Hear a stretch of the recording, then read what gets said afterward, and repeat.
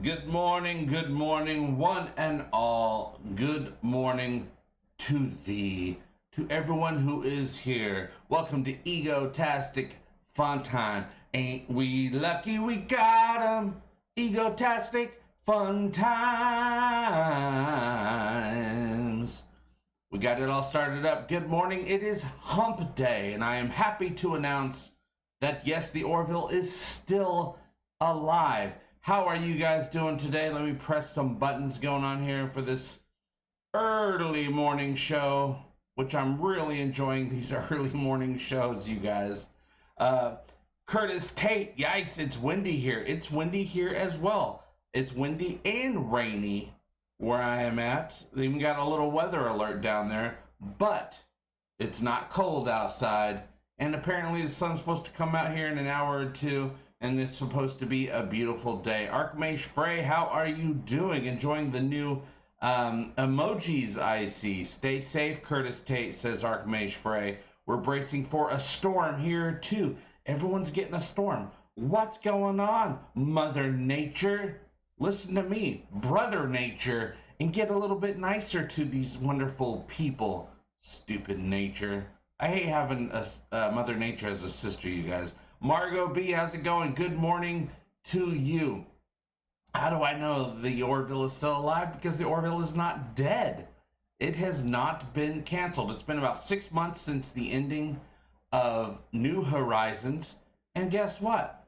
We still haven't heard anything about a renewal. You guys know that. But we haven't heard anything about a cancellation. And I did see somebody wrote, I think in the comments on this channel, might have been on Twitter, who's to say, it's all ones and zeros on the internet, that, yeah, they're mad that they haven't told us one way or another. Well, I have to say, one option to tell us is not an option at all, because the show's not canceled, so they're not going to tell us it's canceled. And the reason they're not going to tell us it's canceled is because it very much seems to me like they're going to renew it, but they can't announce a renewal yet either, because they have to work out all the complicated details.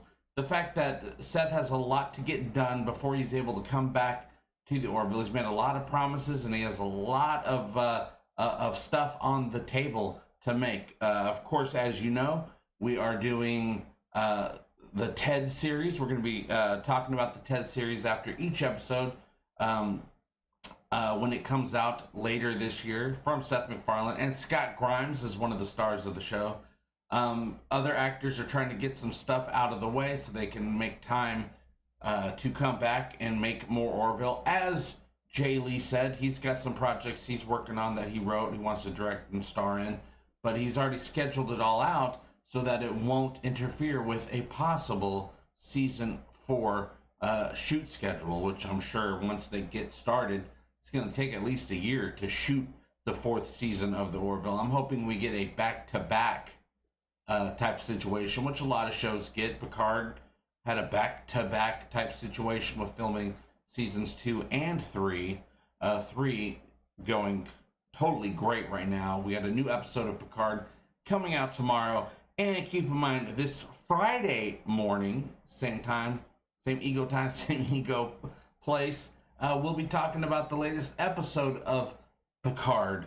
That way it gives people a little bit of time to watch the episode so that more people have the opportunity to join in on Friday morning and chat about Disengage, episode 2, season 3 of Picard. And then don't forget, this Sunday, we will have the Orville Watch Party Part 4, season 3. I think we're going to be watching... oh gosh, what the heck is episode 2 called? I'm forgetting it right now. Shadow Realms. I remembered. Had some ember berries pop into my brain right now. Self-loathing, thank you so much for supporting the channel with your super chat. We didn't go far enough. We should have kidnapped Goofy. We should kidnap Goofy, you guys. Yahoo! Goofy was one of my favorites back in the little kid Disney days that I so fondly remember. Eric Stewart, how's it going? That's dedication to have it on repeat. Yeah, a lot of you guys have the show on repeat. I watch it all the time as well. I have to watch it because I'm taking clips and stuff and doing things with them. or just studying a situation more closely so I can come up with more ideas to talk about. TBNTX. Hi, JP. Hi, TBNTX. Tubintex. Tubintex. Peter Martinez. Enlightened Talks. Richard Winter. Kroom, official channel member. Enjoy the new emojis that are now available to you guys, official channel members. I got 5 more coming this week. We have 5 more slots. One of the slots is a temporary slot. I'm sure we lose the slot once the members that have been getting gifted memberships for 1 month, once those expire at the end of whenever the month started, I'm sure we lose that slot. But that's okay. We got 4 more coming permanently. But you never know. If we keep getting subscribers, the emojis will just last longer and longer, and we'll unlock slots for more emojis. Mark Lawrence, official channel member. Rainy wind last night, then the wind blew away the clouds this morning here, so it's cold. Yeah, we're supposed to get chilly tomorrow. Not super chilly, like in the 40s. Big whoop, no big deal. If you're just going to the grocery store, you don't even really need a jacket for the 40s, as long as it's not windy. But then it's supposed to kind of, at least for the next 2 weeks, kind of get a little bit warmer. When my mom is moving here next month, according to the weather report, but it's kind of far out, and I don't really trust the weather reports out here in the middle of the country for more than a couple of hours. But apparently it's supposed to be really nice weather the day that she moves nearby. I'm super excited. Eric Stewart says, man, thank you so much. I'm glad you do this. You're the only person I trust when you say it's canceled.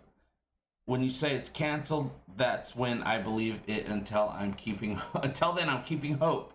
We will get more. I have full hope, pretty damn confident that we're going to be getting more Orville, but I have no idea when they're going to announce it, because there's a lot of business stuff they have to work out and money they have to put together. But luckily, Disney has the money, so I'm sure they'll get it together. I just don't know when they're going to have all the ins and outs worked out. Nikolai Kreffeline. Anyway, you're Nikolai to me. Good morning. The mic seems to be too far. The sound is low. Is it really? Because I have it even closer than usual. You guys let me know how the volume is going on your ends. We'll get a couple of different opinions to see if maybe it's a computer issue, a volume button issue, or a me issue. It could be either. It could definitely be a me issue as well. Constellation 982, official channel member. Hi, JP. Do you have any insight that you can share regarding Orville on Disney? Are they happy with the numbers? Fans of Orville are there and watching and rewatching constantly. I know they're happy with the numbers, but not as happy as they wanted to be. They wanted to be even bigger sooner. But hey, things that keep growing steadily is even better. Because, you know, just like when you watch a TV show, you binge watch it over the weekend. A couple days later, you hardly remember what happened. But when you watch something week to week, man, you can really dive in and get those member berries planted in your brain for when you need them later on.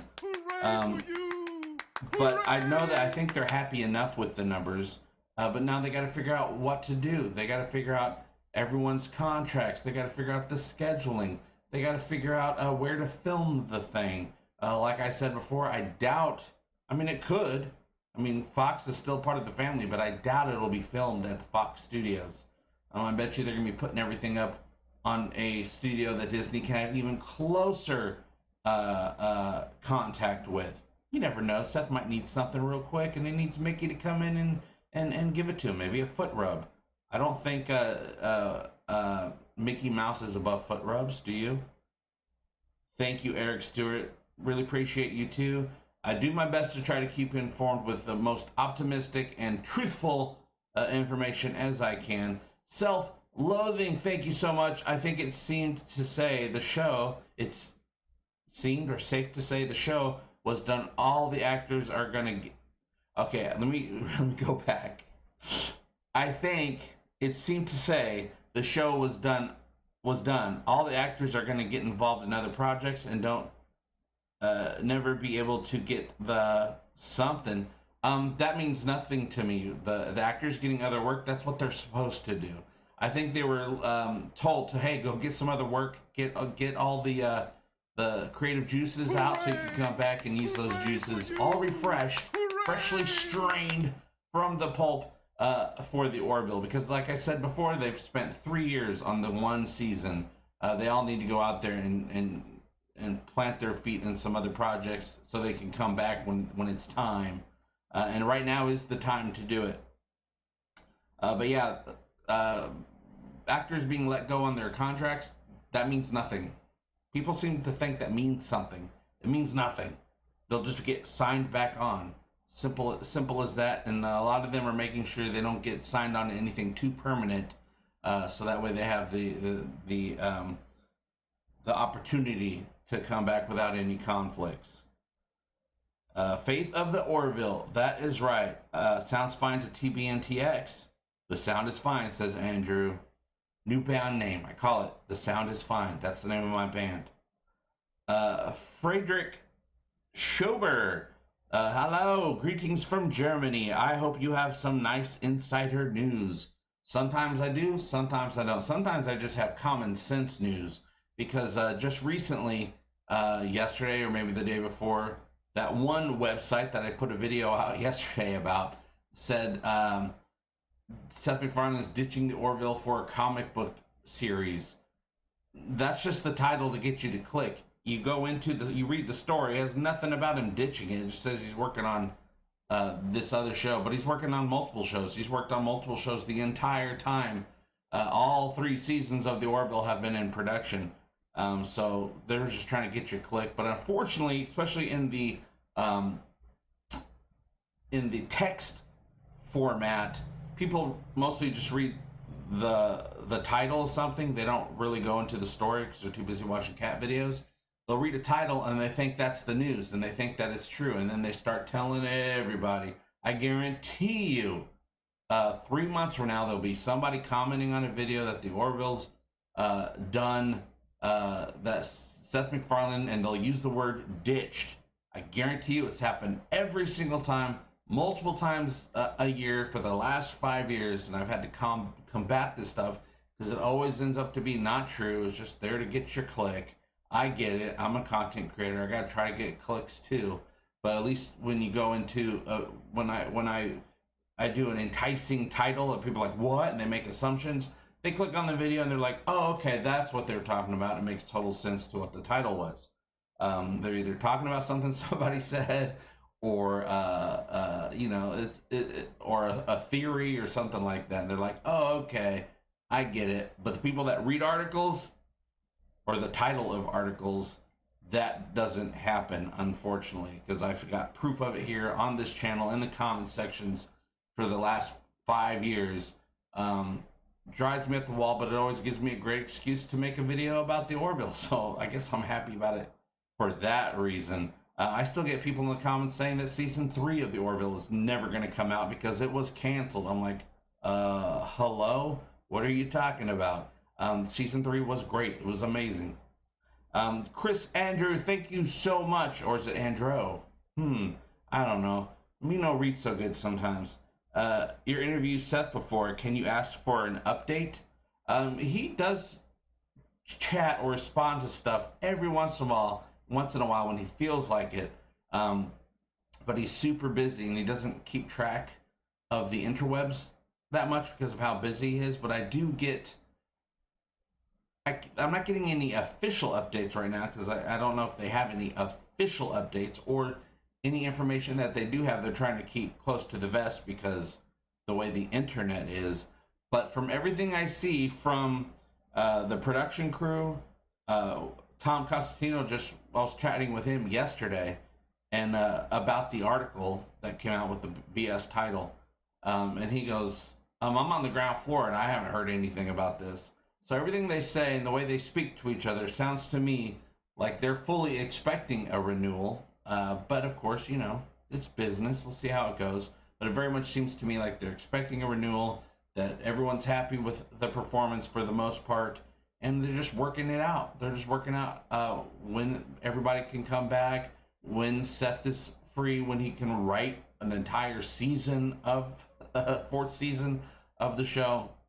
Luckily, the writers on the show and the producers and the actors and production are very into the show. It's not just a job to them, it's something they're passionate about. But yeah, I don't have any official updates. But when I do have an official update, the title will always have the word official in it in any of my videos that I post, because I want everyone to know that it's official. But right now, it just feels good. It really feels like the Orville's going to get a renewal. It's just taking a while, like these things do sometimes. There's a lot of moving parts going on, a lot of different situations going on. But yeah, I say there's no reason not to be hopeful, except for you miss the Orville. And I know what happens when we miss a thing. We think we're never going to see it again, because we're humans. We have human brains. The way we feel are facts to us, whether they are or not. But thank you very much, Chris. Eric Stewart, I'm not losing hope. We will get a fourth season. I don't see them letting such an awesome show just get wasted.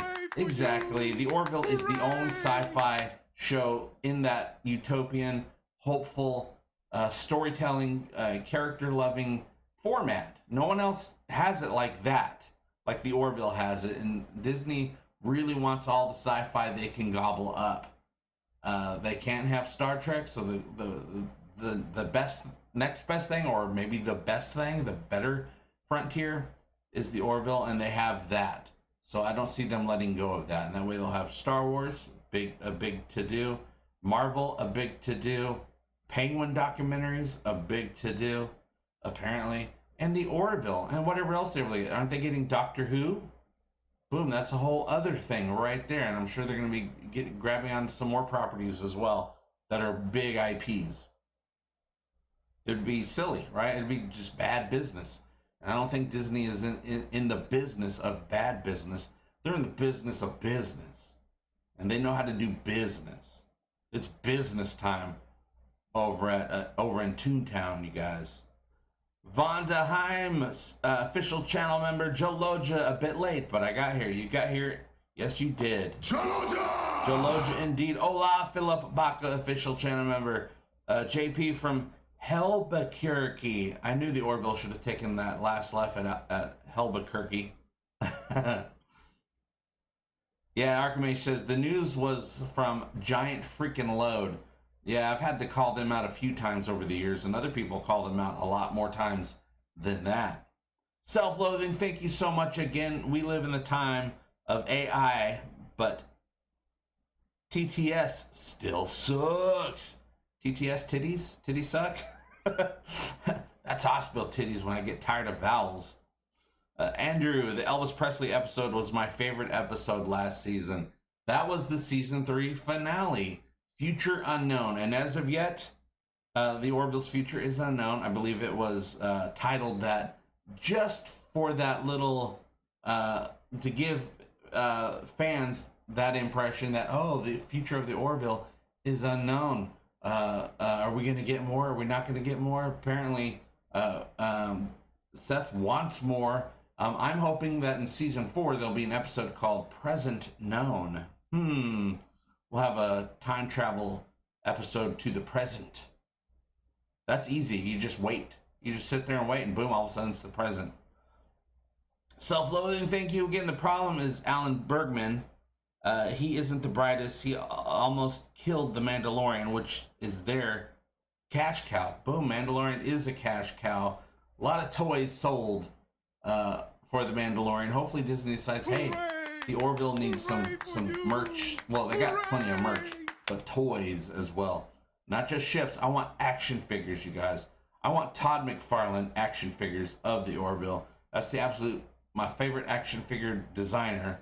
Let's get it going. But I will accept some oh gosh, what's they called? Funko Pops. I will gladly get some Funko Pops. I'll put them all up on this back wall here. I'll get the whole crew.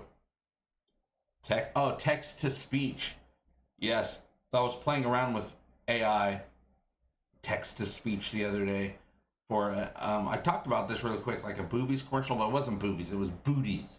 I made a commercial for booties, and it still makes me laugh when I hear it. It's on the short shelf on this channel somewhere back there. I put up a lot of shorts, 4 or 5 a day. I try. I just put up a short 2 hours ago from What We Do in the Shadows, and pro tip, I put captions on it. I put subtitles on it to see if it made any difference.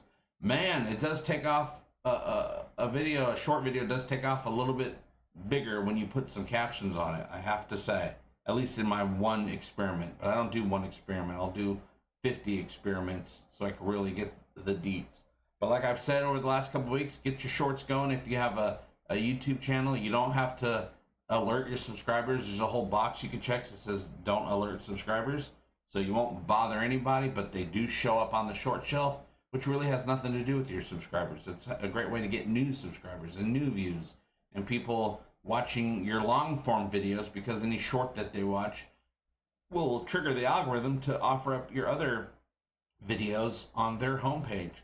And getting videos on someone's homepage is the way to go when it comes to trying to have a YouTube career, you guys. But I'm still experimenting.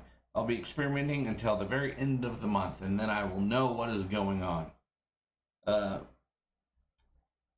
Now, one thing about Disney is Bob Iger took back over, and Bob Iger isn't as big into adult live action stuff. He likes the more like, Beauty and the Beast and the Lion King and Living in a Whole New World. But it's too late. He can't stop that now. So hopefully he decides, hey, let's pick up the Orville for a few more seasons. Let's film them back to back to save money. And that way you really won't have to wait for season 5 at all. It'll just be out 1 year later. Lobo Samhain. Giant Freaking Robot ranks right up there with We Got This Covered. Oh, there's a million of these nerdy websites that are just there. And because there's a million of them, they all are trying their hardest to get noticed any way possible, good or bad.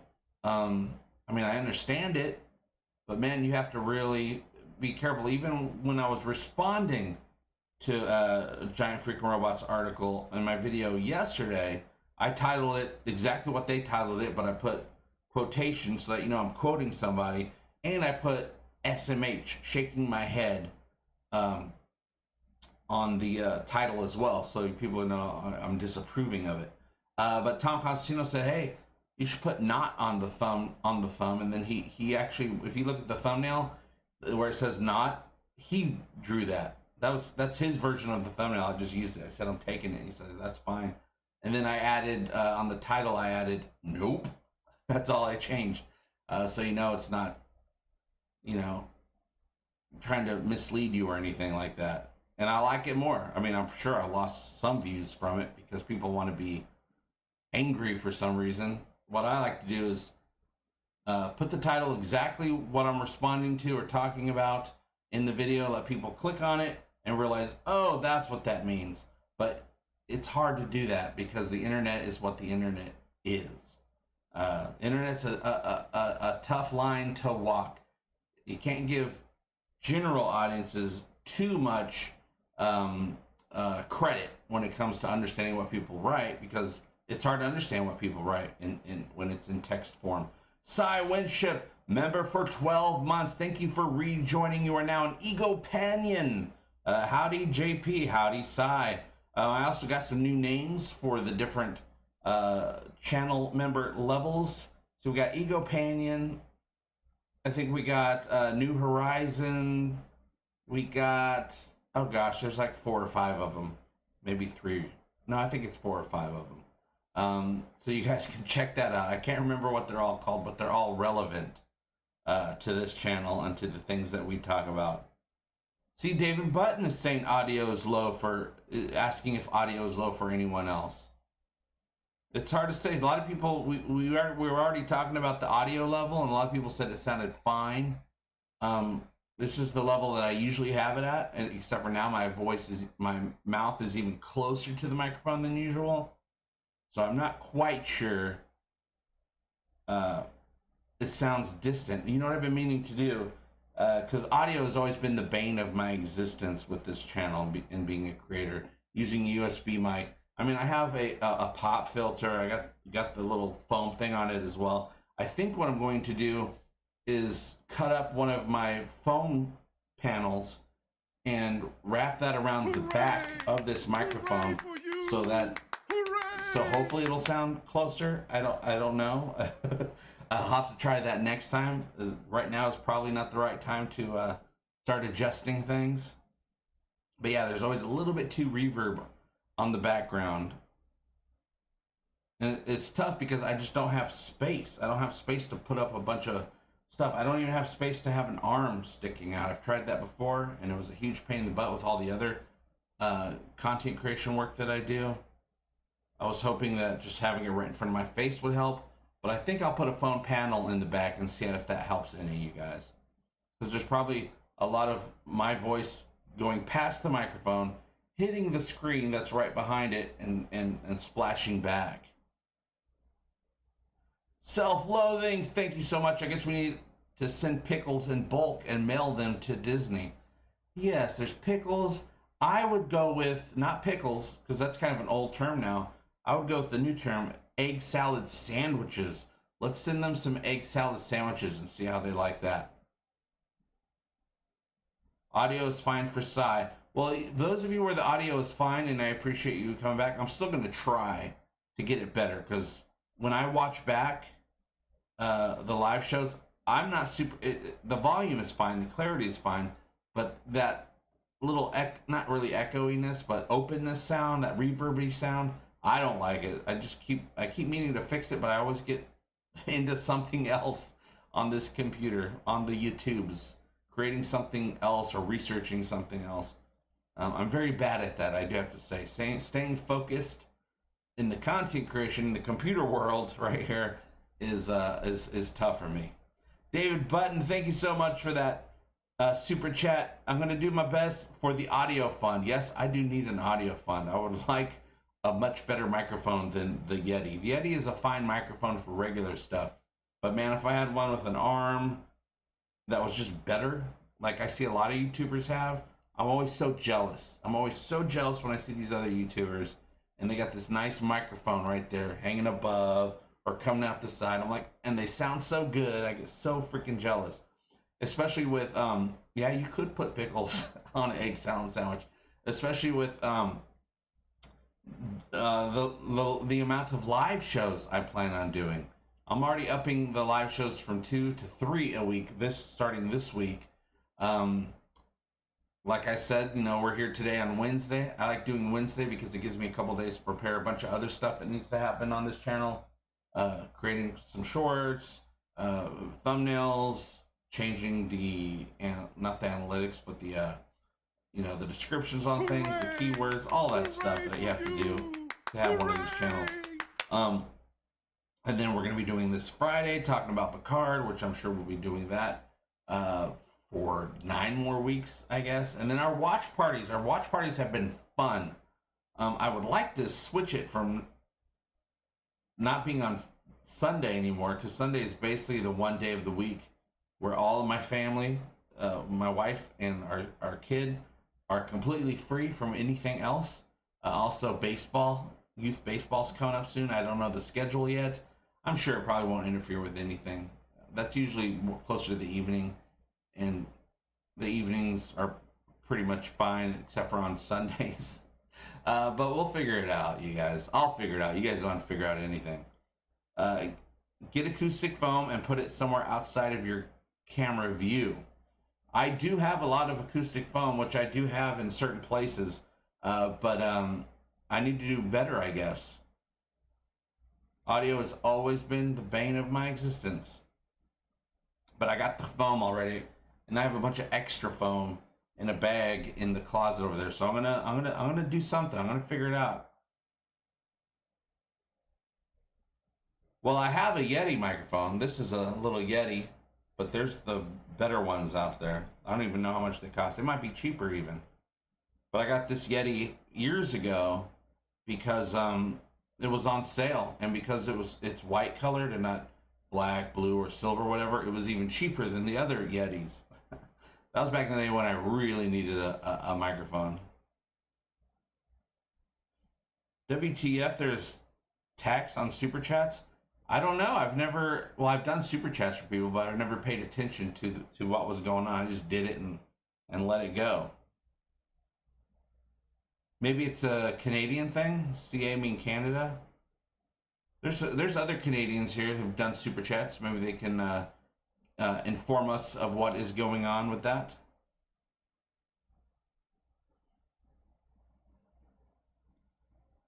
%30 goes to Google. I don't know if that's part of a tax though.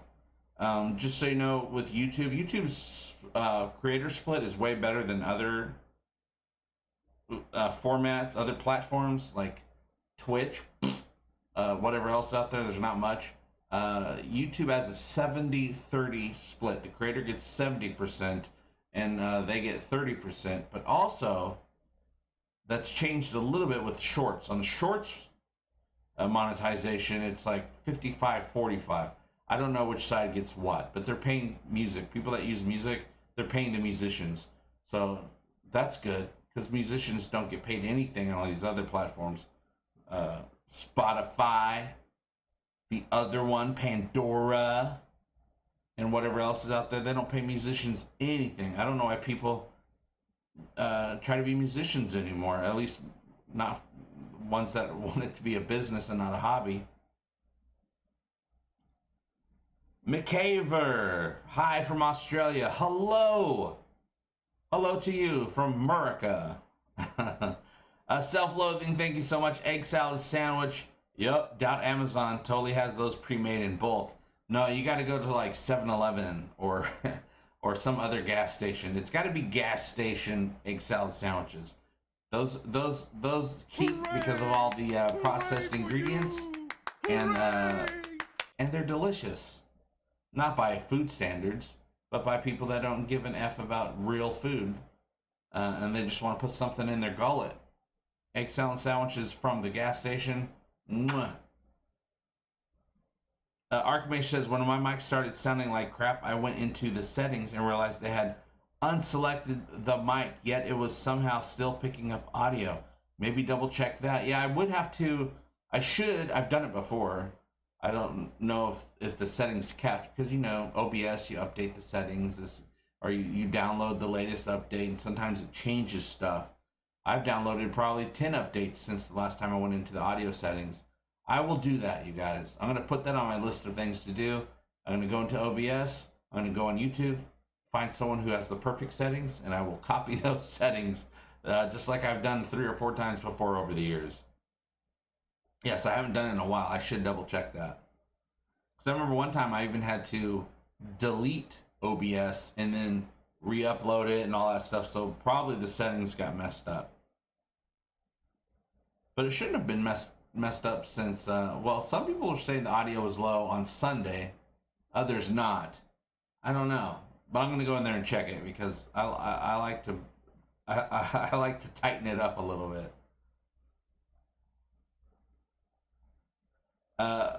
Friedrich says Osmongold, Shroud, Soda Poppin', and several others use a Shure. Yeah, oh yeah, Shures are a really great audio company. The Shure SM7B, not very cheap, but it sounds awesome. Well, that's what I need, you guys. I want to sound awesome, especially as I'm going forward into doing more live shows with you guys. David Button, yeah, it might be Canadian goods and service tax. Thanks, Brian Mulroney. Thank you, Brian. Canadian goods and service taxes, you guys. Don't we all just love taxes? Isn't that what life is? Wasn't it Benjamin Franklin? Is he the one that said there's only 2 sure things in life, death and taxes? You're damn right. That is true. Even your taxes are taxed these days. You get money from your job, which was taxed by federal and state, and then if you want to use that money to buy anything, they tax you again. What's up with that, you guys? What a great society we've all created. Vaughn says, have to look after my nephews. but I keep the stream open on mute. Oh, thank you so much for sticking around, even if it's in spirit. Have a good time, my friends. We'll see you, Vaughn. Come back if you can. Now, one thing I'm hoping for, fingers crossed. Okay, my mom's moving out in less than a month. I'm so excited. I've only seen her a few times over the last 13 years. Any of my family, really, I've only seen a few times for the last 13 years. But my sister, because my mom said, hey, if I move out, everyone's going to follow. And so my sister is wanting to move out. She's just trying to get this test completed for her jobs, because if she completes the test, she'll move out here with a very sweet job. But also we have to try to get my brother out here, because he has 2 little girls, one newborn, one maybe 3 years old at this point. Beautiful little girls that I've only met one of them once for a couple hours. It'd be great to get my nieces out here. I'm new to being an uncle, and I haven't been able to be an uncle yet. So hopefully we get them out here as well. And then I have my other little brother, Anthony. Don't know if we'll get him out here, but fingers crossed, you guys. Self-loathing. Nope, I'm a musician. Nobody give me nothing. I'm a musician too, and nobody gives me nothing. But I never asked for anything. Good old Ben Franklin. Yes, Chris Tate. He was quite the dude. That's what they called him back in the day. Dude. He liked drinking White Russians. Philip Baca, they have life insurance on us. That's what your social security number is. Yeah. They got our money. They got our money. Make however much money you want. Well, if you make too much money, they'll leave you alone. But if you don't make enough money, they're gonna take a good portion of it from you. Yay, society! Yay. Disclosure, Jaloja. Jaloja. Jaloja, indeed. But that's why you got to work. You got to keep working to make that money so that the government can take it from you and you have at least something left over. You know what you got to do? Working 9 to 5. You got to work 9 to 5, you guys. With the might of 100 soldiers. Good old Havina. I'm wondering, season 4, there's still more Havina story to be told. Definitely, especially with the Krill-Mocklin unification there. You know, number one on Mocklis's things to do notepad is take out that sanctuary. That sanctuary ruined everything for us, and we don't like it. We don't like women Mocklins and outliers of our society. We want them gone. Make Mocklis male again. Ooh, that's actually a good shirt that's not really misogynistic, actually. Sounds like it might be, but it's actually not. It's just part of the story. That's what that would ally with the way Mocklins believe, and people would realize it's a joke, as opposed to other types of bigotry and misogyny that's out there. De Beaumont, what's going on? Points up to my question. I just saw you, De Beaumont. Let's go up here. JP, what is the tattoo I saw on your arm? I didn't know you had ink work. Oh God, I forget that. I got this almost 25 years ago. It's a bear paw. It's a bear paw surrounded by awesomeness. It's something I drew on a napkin back when I was like 20, 21, something like that. I think it was relationship related back in the day, but now it's just a stain on my arm. I have no emotions towards it one way or another, but I would like to get more, but that stuff costs money. I would like to get something now that I'm a married man and found the one. After many trials and errors, I found the one. I would like to get some ink for my wife in honor of her. She's tattooed all over the damn place. So it'd be nice to get something that we can both get that goes together or matches or something like that. But yeah, that's it. That's a month to 2. I never got another one because after a couple years I started thinking about getting more, but I was like, I have nothing I have nothing that I'm attached to that I would want to have on my body for the rest of my life. But now I do. So let's just get a whole sleeve done. Just says Jessica, big block letters. I'm gonna find the biggest, thickest font the tattooists have and say put Jessica all the way up and down my arm. Do it Joker style, where it's just little ha-has all over the place, but it says Jessica, Jessica, Jessica. You need to get some love. Love is the fish hook. Yes, some love fish hooks. So fish hooks that are mirroring each other, so it looks like a heart. Oh my G. That would be awesome. And also some Orville stuff would be fun, because I do Orville. Orville is always going to be important to me for the rest of my life. So something cheeky and Orville related would be fun as well.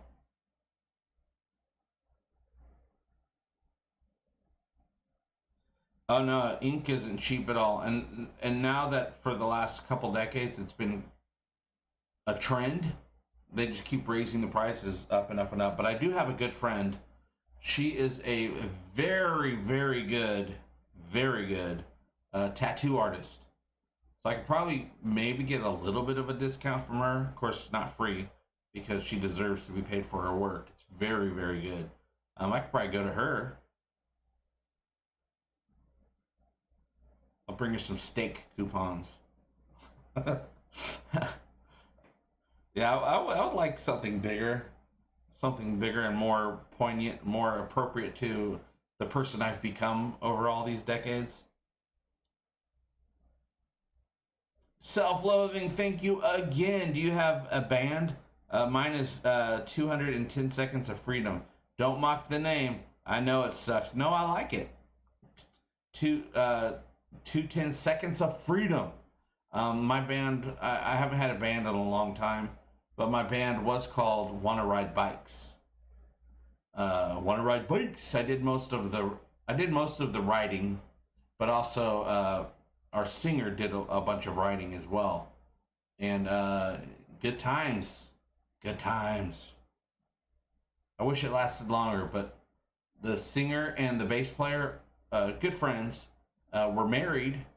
Well, they were married the whole time. They weren't freshly married. But they decided to move out to California. So I came from California and they moved to California. We switched places. But it was fun being in a band. We didn't really play much or anything, except for, at their house.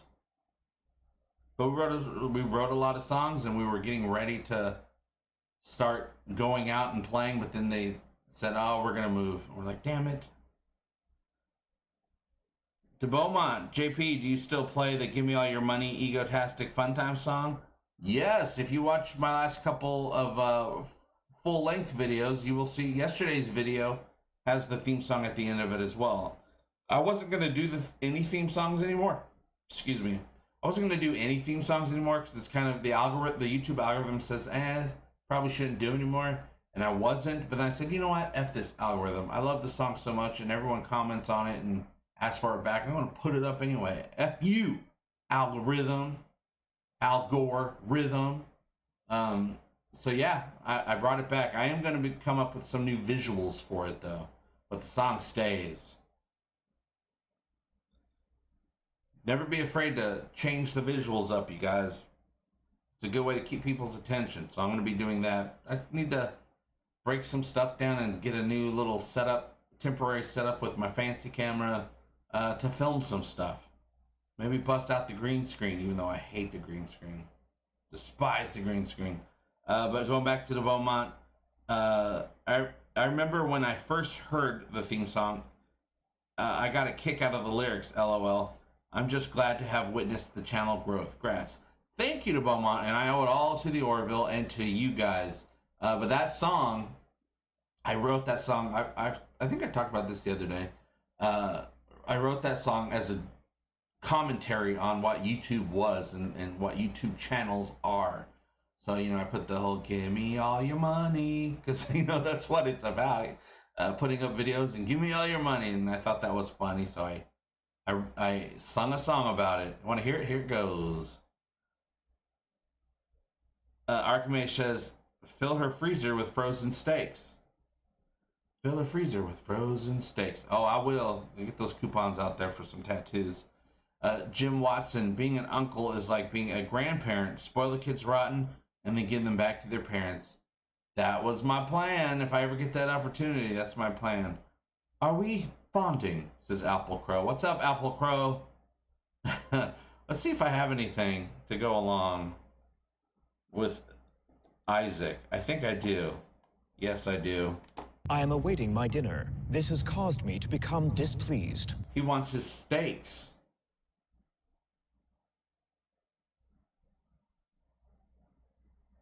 Let's see here. Nikolai says, I love that song. That's the only thing I've done that's good, is that song. Everything else was an experiment, but that song, I was like, I like it. That's a YouTube hit right there. Pranakasha Productions has made some instrumental versions of the song, orchestra versions of the song. No lyrics, though. And it's not the type of music you'd want to put lyrics to, because it's such awesome, you know, orchestral strings, horns, all that stuff. But you can tell it's a song. If you know the song, you'll recognize it. So I'll probably throw that in every once in a while. I've thrown it in before, back in the day. It used to be, I think, my intro song. Intro songs I kind of really don't want to do, but I like having the outro. Lobo says, the Egotastic Money song is fire! Fire!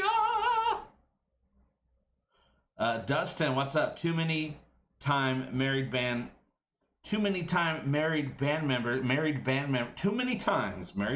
members can have hard lover relationships. The breakup bands like ABBA for 40 years before getting back together. 42 movie, or make working conditions harder like Fleetwood Mac. Yeah, good old ABBA and Fleetwood Mac. I think their careers were long enough, though, on both of them. But yeah, luckily these two were married for years and years and years before we even started a band, so they were pretty solid. But also the fact that we're just playing music together and we didn't get to the point where we're going out live yet probably helped as well.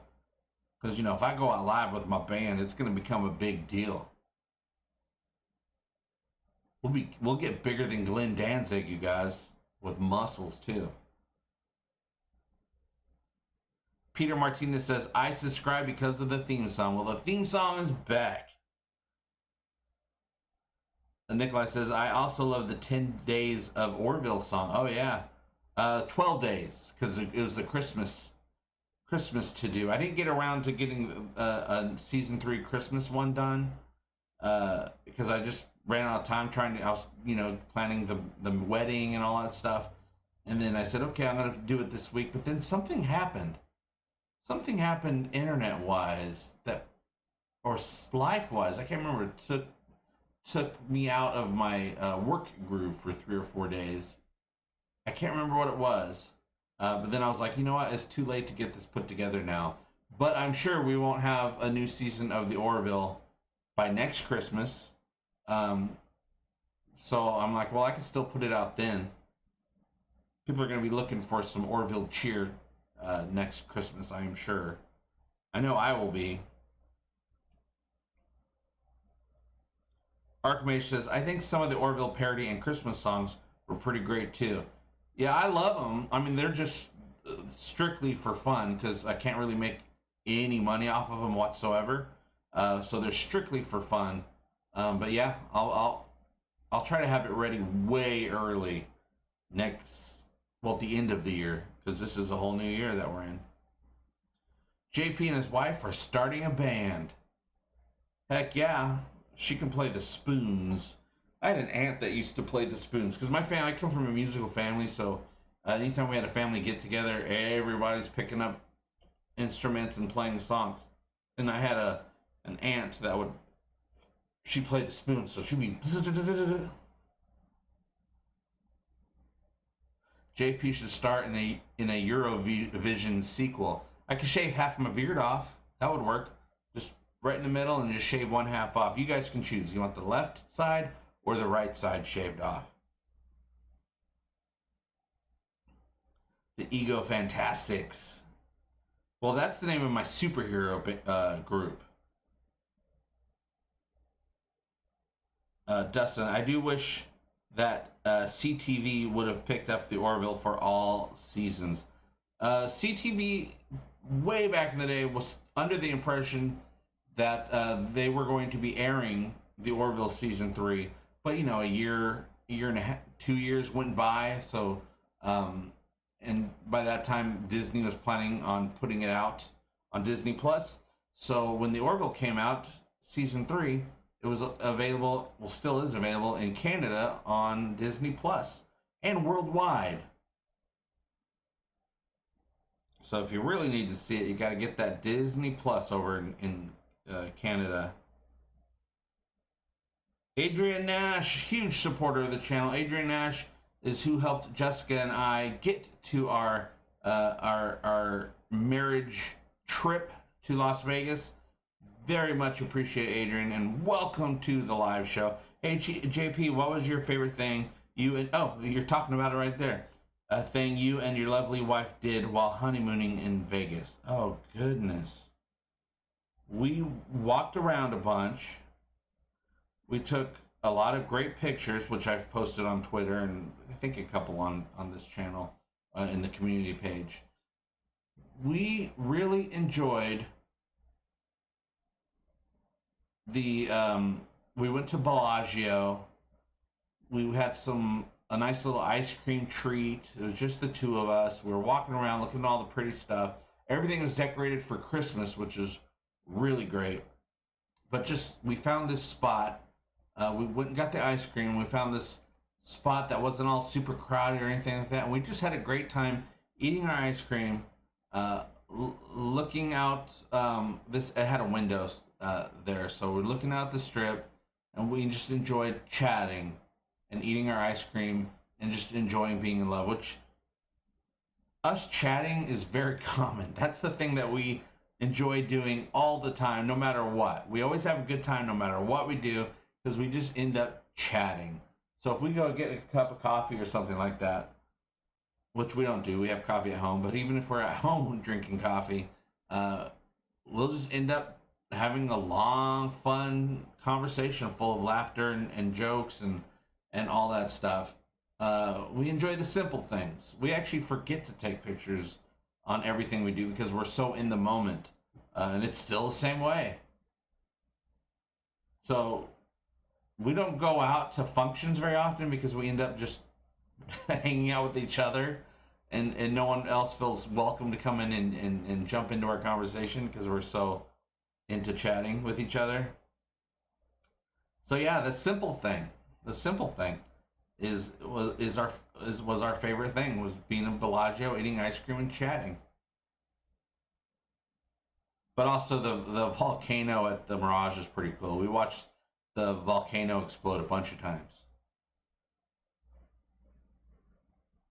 Shrike, what's going on? Good day, JP. Thank you for your content. Thank you for showing up for my content. That's the true magic right there. Anybody can throw a thing up, but you guys show up, and that means the world to me. Will you name your first baby Steph? It depends. It's either going to be Yaphet or Bortis. Maybe Tala, if we have a girl someday. Yes, Adrian. Simple pleasures. Ice cream and a view with the one you love. Yeah, we're very simple when it comes to that stuff. Dan Crane, official channel member. Good morning to you, Jaloja, indeed, I have to say. Now, I've done a few Jalojas. Let's go ahead and do a... Now entering Glory Hole. Now entering Glory Hole. Oh, let me press some buttons here. Oh, we got one. Dustin D says, F Disney Plus. I'm not paying for a service that totally ruins Star Wars universe, especially Star Wars Episode 8. Well, let me tell you something about Star Wars. Star Wars has always sucked since Episode 4. That's right, I'm a Star Trek fan, so I know that Star Trek sucks. So what are you crying over? I don't get it. Why are you mad about entertainment? They're just trying to make a thing. What's wrong with that? stupid Star Wars, but I will say, people like Star Wars. Vendetta Wild, Avis, Dan Crane. Oh my God, Dan Crane just gifted 5 Egotastic FunTime memberships. Who got those memberships? Let's go ahead and look and see. YouTube's gonna tell us. Oh, Vendetta Wild is now an official channel member, gifted by Dan Crane. Vendetta Wild, how do you claim the gifts? That I don't know. I've never been gifted a membership. You guys are going to have to help me. Many of you here have been gifted memberships. I'm sure there's a handful of you here. If you can explain to Vendetta Wild and myself how that works. Oh, wait, you don't have to. Vendetta got it. Vendetta got it. Oh, I got it. Yay. Love emoji, heart emoji. Apple Crow, episode 9 was a tantrum that episode 8 didn't do the job episode 7 was supposed to do. Yeah, I didn't really enjoy any of them. Not because they sucked, just because they were Star Wars. Boom! Take that. If you ain't Mandalorian, you ain't Jack. The Mandalorian I enjoy. Because Pedro Pascal and Grogu are awesome. Look, Grogu, he looks delicious, doesn't he? Put him in the oven at 375 for an hour and a half. That's some good eats right there. I hope your first boy screams Jaloja when he successfully uses the potty. Well, yeah, and hopefully I have to wait an entire year. If I have to change a diaper once a year, I'll be pretty good, but I won't. Because by the time he's 3 months old, he'll know how to use the toilet. He or she will know how to use the toilet at the age of 3 months. Probably even earlier. And then, well, you just slick it. Takes a couple, or probably click it. You sklick it. It takes a couple seconds to show up, and then boom. Yeah, Vendetta, you have a highlighted green name, and you have the starter kit badge, the green badge right there. Vaughn says, hype! I wish we could do hype trainings like you did on Twitch. But Twitch sucks. Ah, yes, the good ship member. And also new channel members, just know that you also have access to the Egotastic FunTime emojis. Friedrich Schober, $20 super chat. Some bucks for your future. Sure. Oh, for the microphone. SM7B microphone. I'm looking forward for much more Egotastic FunTime. Me too, because you guys, I bring the Egotastic and you guys bring the FunTime and the exclamation point as well. Adrian Nash was gifted a membership by Dan Crane. Thank you so much, Dan. Nobody deserves a membership more than Adrian Nash, so I'm so glad that all worked out just by happenstance. I don't think people who gift subs, not even subs, joins, memberships, that's what they're called. I don't even think they can choose who gets them. It just is randomly selected. It's like the lottery, you guys. So congratulations and thank you, Dustin D. Some kids leer to use, or maybe fear to use the potty at different times. I'm still not fully comfortable with the toilet myself, you guys. Ever since I saw that Freddy Krueger can come through the plumbing, when he put his hand up through the tub drain, I've been very leery of anything plumbing, anything that's a hole with water in it. Scares me a little bit. Irie was gifted a membership by Dan Crane. All right, thank you very much. Let's get some tingles going. The tingles? I feel as if I have been standing my entire life and I just sat down. Vaughn says you get an email the first time you get membership gifted. After that, it is automatic. Very nice. Automatic, baby. Dustin D says only, oh gosh, where did it go? Where did it go? There, no, yes. Only major bummer is the lighting is mixed and Captain is a rude ass. Must be, I'm thinking you're talking about Picard. And yes, Captain Shaw was extremely rude to Picard and Riker. Assuming that's what you're talking about. The lighting is because this is a Picard movie. It's just like all the other Star Trek movies. But yeah, I get it. I would like to. We're never gonna get carpet and bright lights on Star Trek ever again, or probably any other show ever again that uses that. Even well, except for maybe the Orville. Yeah, Captain Shaw was very rude, but the actor who plays the Captain Shaw, he tweeted me last week and said there's a reason.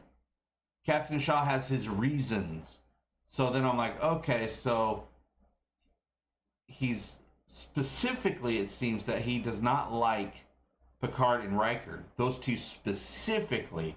Not just that they're two dudes coming in, looking over his shoulder as far as he thinks. He seems to not like those two on a personal level.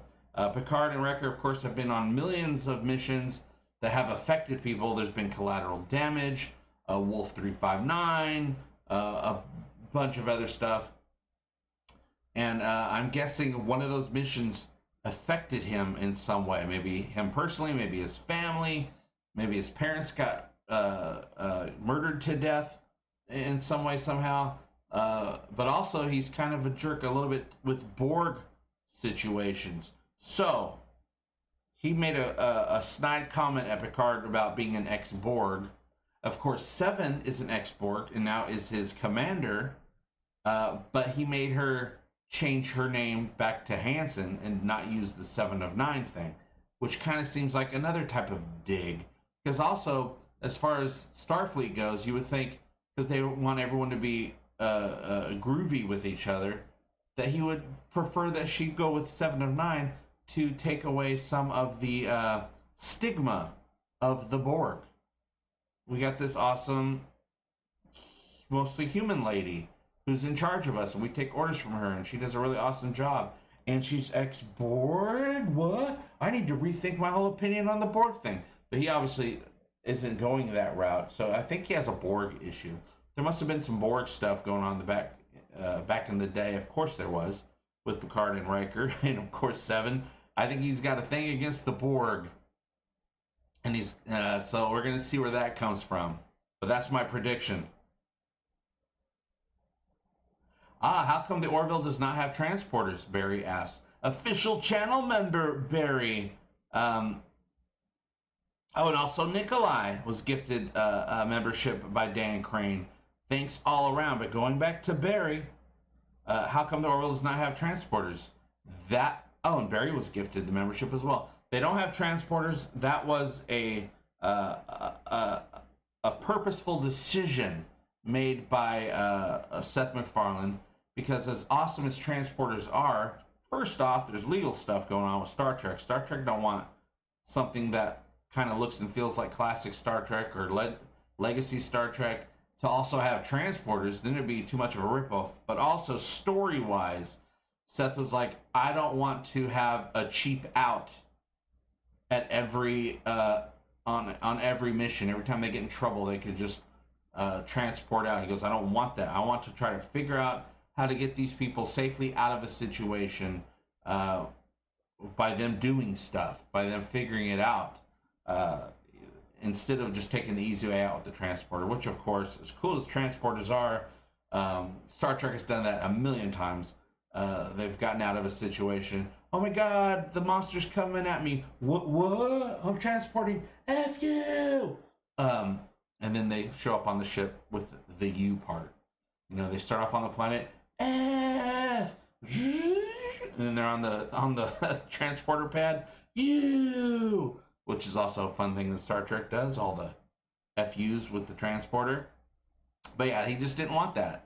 He wanted to write his way out of situations, which I prefer. But of course, there are other races and time periods in the Orville universe that does have transporters. Priya has a transporter. The Caliban have transporters. God, there's another one. Oh, the multiphasic planet people have transporters. I think that's it at this point. But who knows what will happen in season 4, 5, 6, 7, and 8, you guys. But that's why. Teppo Tulpu, what's going on, official channel member? Transporters are a technology that would either limit stories, boom, or require characters to do do dumb things the hard way. The hard way. That's what season 4 of the Orville is called. The Orville Hard Way. Irie says, how do I use my membership?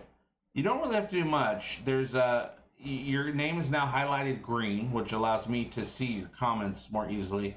You have emojis, specific emojis that you can use. I see you found the Tom Costantino JP emojis.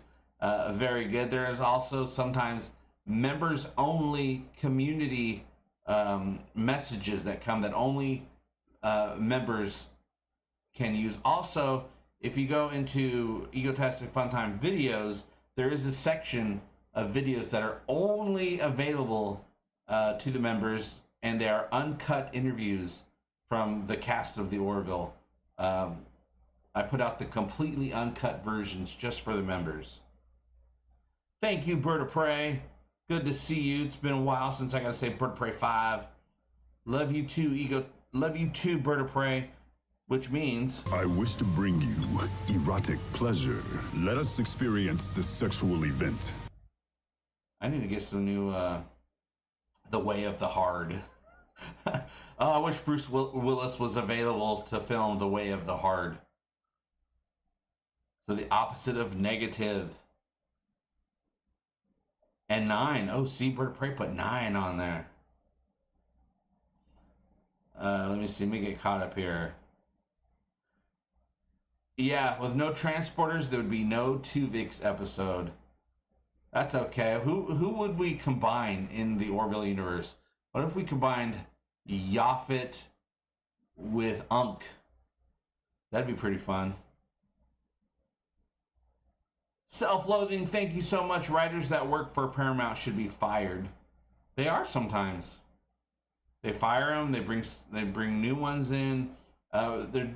We're getting some very good stuff so far, even though it's only been one episode. I feel very good about it. Picard season 3, it's great, and people are saying, "Oh, member berries this, member berries that." I'm like, well, all Star Trek does that, but Picard season 3 doesn't do member berries. They do roddenberries. So it's very exciting. You get all the roddenberries, and there's even roddenberries in there that even the most hardcore Star Trek fan would never find, never see. You just have to go and do the research on every little thing that's in every frame. There's stuff on there that you wouldn't even pick up as being a roddenberry. Dan and Bortus should be combined. Two extremely opposite personalities. You don't get farther apart than Dan and Bortus, except for they both want attention, it seems, than those two. Imagine Bortus with a bigger head. That'd be crazy. What's up, T. Stoney? Welcome to Egotastic FunTime Live. Good morning. Well, it might not be morning anymore. Some of you, I know it's not morning anymore. It might be nighttime for some of you. Dan and Yaphet. Doffet. Are you a fan? Bortus would have to be... Dan and Bortus would be... I guess Dortus is the only name you can really put together from that slips trippingly off the tongue. Oh, imagine Clyden switched into a human female body. Well, I think that sort of experience would be very good for Clyden. It wasn't needed. When he was able to start seeing through his daughter's eyes, that's what got him to start empathizing and not judging about sexuality anymore. But if they did that earlier, I think that would have got him to change a little bit quicker. A Tuvok episode, Dortus. There's a knock at the Dortus. How would a transporter merge make Bordan? Oh, man. Oh, you know, it'd be hilarious if there was a Bordan, right? And then all of a sudden, Bordan has a regular pee schedule. And the Boar side of the Bordan is freaking out about it. I would love it if maybe their mind wasn't even combined, but both minds were in there separately, like the man with two brains. Kelly and Clyden to open his mind. Yeah, there's earlier today I was thinking about this scene in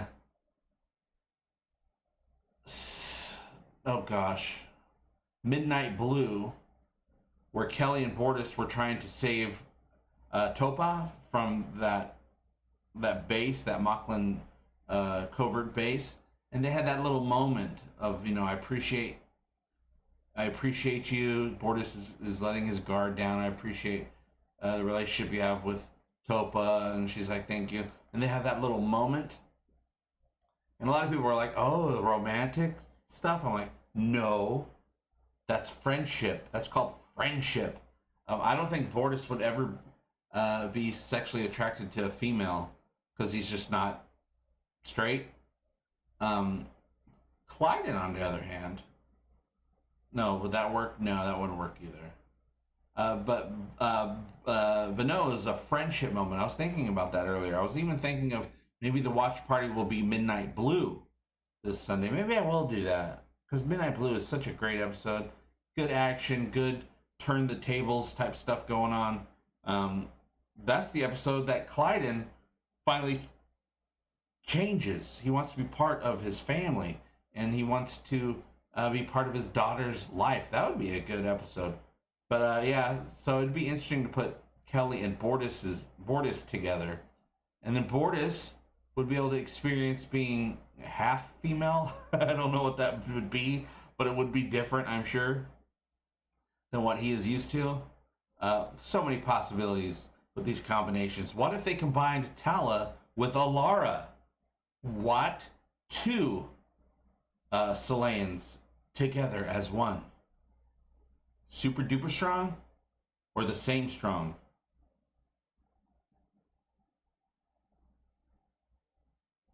Isaac and a toaster be no different, except for you can make bread. Captain, would you like a piece of toast?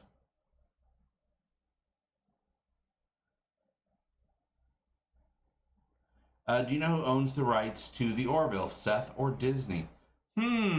Darth Thor asked that question. That's a very good question.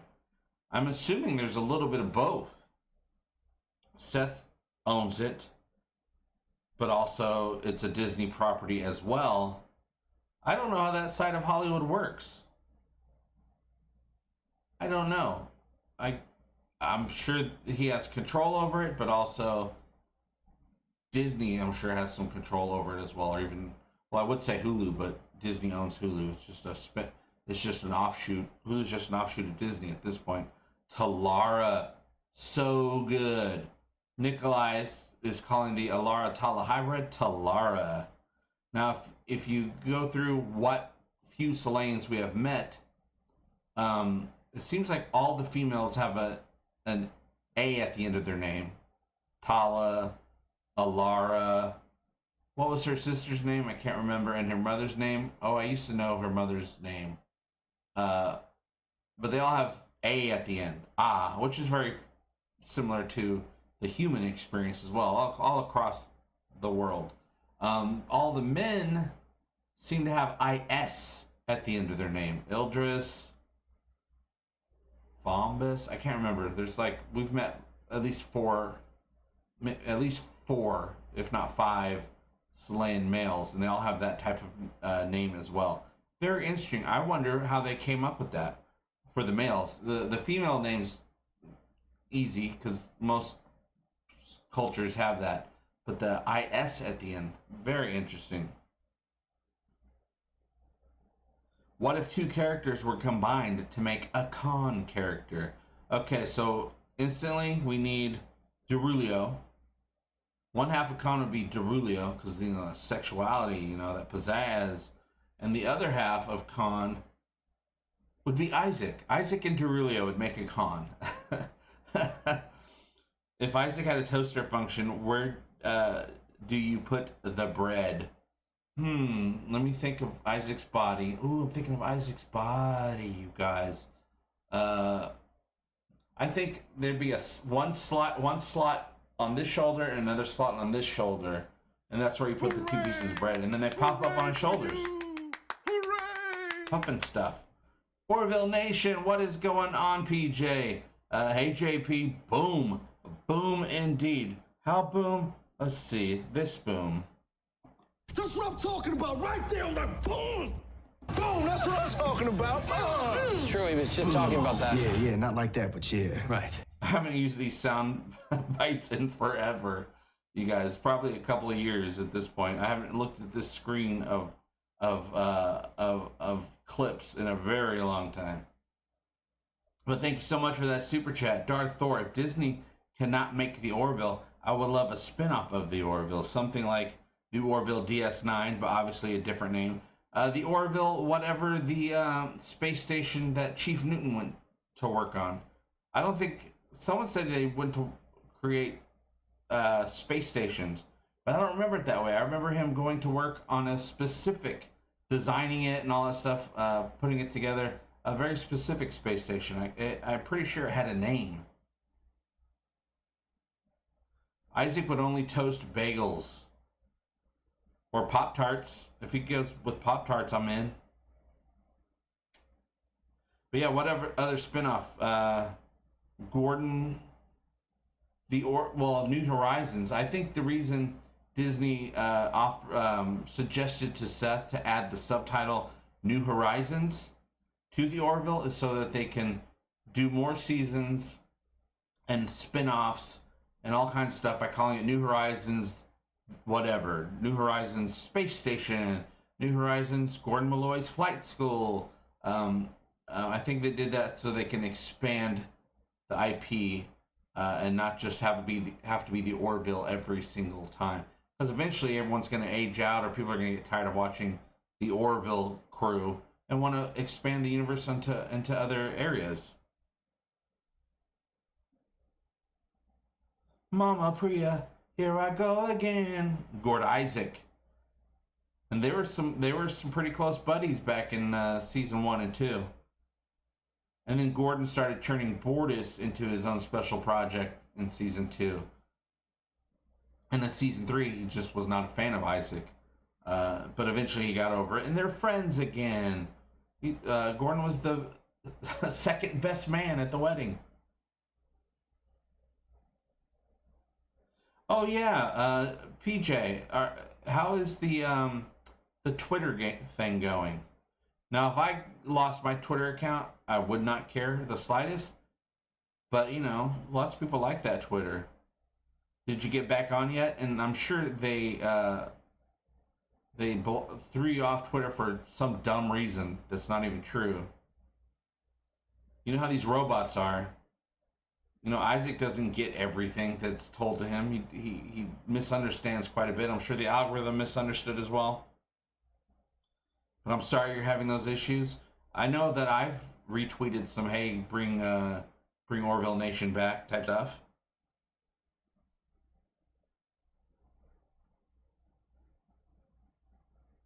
Yeah, I wish we could have had more of Chief Newton. I enjoyed Chief Newton a lot. We didn't really get anything super great from him.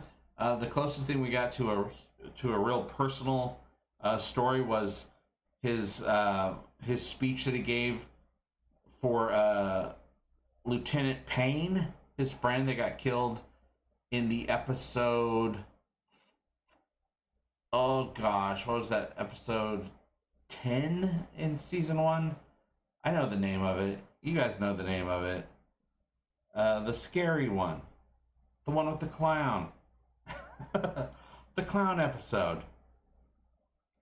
Orville Nation says, Fry hey to Bird of Prey and Archmage. Hellos all around. But yeah, Chief Newton's great. I love that actor. He's a great improver as well. I met him Firestorm. Duh, that's it. I need my Orville card revoked. It's been a long time since I've talked about Firestorm. So, Orville Nation says, not yet, JP. Thanks, beware. I used a ninja gif of a ninja ducking behind a barrel. My goodness, do not use it. My goodness, Twitter, what is wrong with you? Elon Musk? What is wrong with you? I know the stuff that people put on Twitter. What's wrong with that? Ninja gif of a ninja ducking behind a barrel. What does that even mean? I mean, I understand what the visuals mean, but what does it mean to Twitter? I wish that Norm Macdonald would have lived longer. Absolutely. He was still a young guy, a whole career ahead of him. Such a great voice. We've talked about this before, but I hope in season 4 that Yaphet splits. You know, he reproduces, and now we have 2 different jellies that are, you know, different voice that are now 2 different individuals than Yaphet, but come from Yaphet. Totally works within the universe of the Orville. Darth Thor. I'm on my infinite rewatch of the Orville, and man, there are so many aliens in the background. It is absurdly great. There are certain scenes, anything that happens at the Disney Opera House or concert venue or whatever it's called. So many aliens. Anything in the mess hall, so many aliens. Now they had to be a little bit more thoughtful about that with season 3 because they were filming during the height of the pandemic. So anything with too many people on set was a no-no. So they had to get creative. Like when you see all those krill on the Krill planet chanting, all that stuff, that's all digital. You know, and a lot of times in movies and TV shows have done this for years, is they'll have a group of extras, they'll film them, then they'll have them move, rearrange, film them, and then to do that over and over again, they can create large crowds that way. They had special production companies in charge of just making all of that look good for season 3. They'd be using like 3-4 different companies.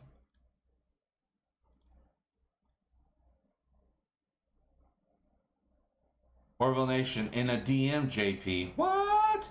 Twitter AI thinks it's terror related. Stupid robots, man. And it was in a DM? Well, that's it. I'm not ever going to use a ninja GIF at all. And yeah, I say GIF because it has a G in it. I don't care what the creator says. Denise, hey, what's up, Denise? Denise Kellum. I hope they bring it back. I love that show. I have full faith in the Orville that we're going to be getting more Orville. It just won't be as soon as we like. There's a lot to work out and a lot of stuff to do before they can work it out. Dustin D, maybe Jabba the Hutt can make an appearance in the Orville. I think the closest thing we got to Jabba in the Orville is Unk, the porn peddler, who we saw this season as well. And I don't know how many episodes we saw him in, but we definitely saw him. Okay, I know of at least 2 that we saw him, but we might have seen him more. We saw him in Electric Sheep when John figured out how to save Isaac's programming. He had to bust open a little chip or something like that, and he had Unk step on it. Also, we saw Unk in... Was that Midnight Blue? Midnight Blue, when Topa asks Gordon out on a date. Unk stuck his head out to listen. He's like, what? What's going on over there? But he said it in Uncanese. Hey, Sidetrack, welcome to the live. Well, it's hard. It's always been pretty hard to join an Egotastic FunTime live show because they're always sporadic and they were on no true schedule. But now I'm on a hardcore schedule for this month and even more so next month, and we'll see how long it goes. Everything I do on YouTube is an experiment. I try things out. If they go well, I keep them going as long as they're going well. If they don't go well after a couple tries, I ditch them. And then maybe I come back later. I'm always testing out every feature that YouTube has just to learn more and to figure out what works and doesn't work. But right now we're on hardcore live show mode. Shorts and lives and occasional videos. Next month will be shorts, more lives, and some occasional videos. It's all a great experiment. Basically, Egotastic FunTime is America. It's just a big grand experiment. But the longer I do it, the more I realize community is the most important thing. It's never been proven otherwise. It's always been reinforced by this awesome Egotastic community. But welcome here, Sidetrack. Sidetrack. Makes me think in my brain sidetrack. But it's sidetrack. Not sidetracked. Stupid brain of mine. Archimage Freya, AI must realize only ninjas can take them down. Ninjas versus robots. That's a future we all can enjoy. I'm enjoying it right now. Just thinking about the future in the present. Makes me pause when I see Jif peanut butter. Jif, it animates pictures. Amy Willows, I think, well, peanut butter as well. Jif peanut butter, Amy. Amy Willows says, I think if and only if they don't renew the show, it could be continued as comics. Yeah, we definitely already have the comic universe going on full force by David A. Goodman, executive producer and one of the main writers for the Orville. Also, David A. Goodman just came out with a new comic called Space Job, which very much seems to be like what people thought the Orville was going to be when it first came out 5 years ago. It's kind of like The Office meets Star Trek, which is what people thought the Orville was going to be. So he actually made a comic, just came out. Dark Horse Comics. Don't know if I have a link in the description below, but I think on the community page, perhaps scroll down at this point because I try to post something every day. You'll see a picture of the cover, and that has the link to purchase it. Vaughn says ninjas are dangerous. In Europa, TMNT, Teenage Mutant Ninja Turtles, was rebranded to Teenage Mutant Hero Turtles because of that. Yeah, you gotta watch out for them ninjas. Teenage Mutant Hero Turtles. But I'm sorry, them Turks were ninjas. Sidetrack, Seth MacFarlane needs time to write it. Last thing I heard was maybe end of this year, so on screens maybe next summer. But keeps changing. Busy boy, he's extremely busy. But yes, he has to write it, and that takes months to do. And he says he can usually write about 9 or 10 episodes before he gets absolutely tired of writing. So I'm sure if we get this thing in production, and of course all throughout his writing, he's giving stuff over to the production team so they can start getting stuff ready to plan and to build. And it takes a long time to build all this stuff, and they got a lot to build for season 4.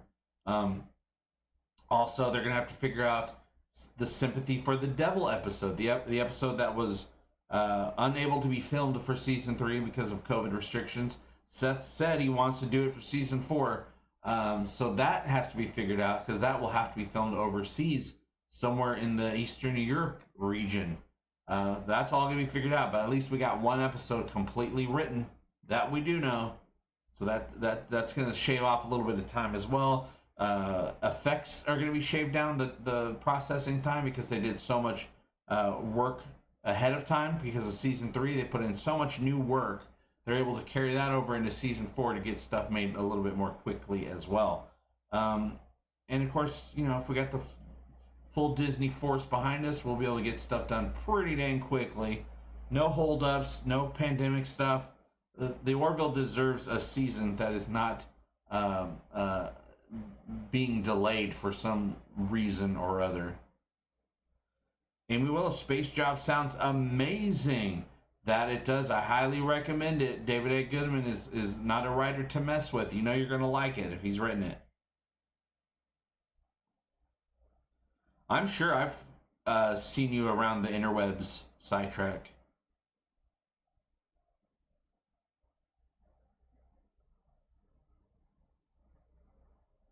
Archmage Frey says, to Sidetrack, found your channel a few months ago. Thanks for keeping that Stargate love alive. Yeah, there's the whole Stargate love side of things, you guys. People love Stargate. I watched I watched a good amount of the television series Stargates, because there's a few of them. Not full force on it, but I always loved the movie with Kurt and what's his face, Robert California. I guess I'll call him. I can't remember his name right now.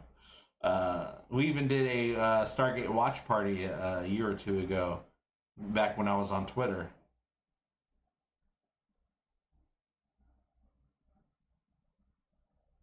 Let's see here. Irri, IRRI, back to being a trucker. Rain from St. Louis to Michigan, and then some snow. Oh no. Yeah, thank you for the membership. Bye for now. We'll see you, IRRI. St. Louis. That's where Jay Lee is from, FYI. I had the honor of meeting Jay Lee's mother, his father, who's quite the character. She is too, and his sister. Maybe I'll see them again someday, because we had a good time hanging out. Good people. Jay Lee comes from good stock, you guys.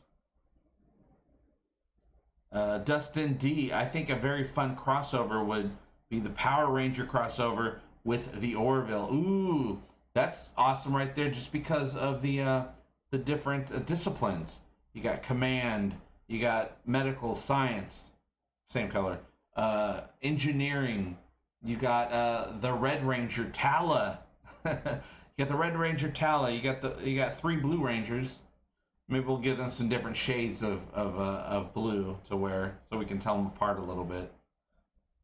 Though, thinking about all 3 of their profiles, they would all be easily identified from each other. And they all come together to make an Orville Zord.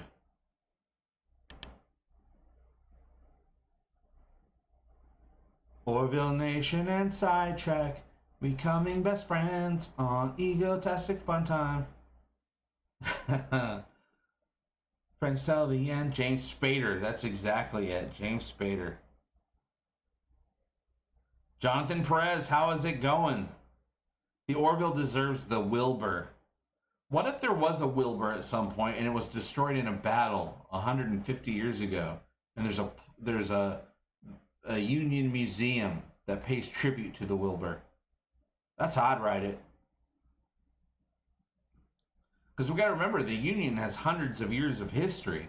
We got all of that we can explore as well, or learn more about. I would love to learn, even in just a comic book form, the history of the Union would be awesome. SG-1 is the finest sci-fi ever made. Bold statement, but I know it in my heart.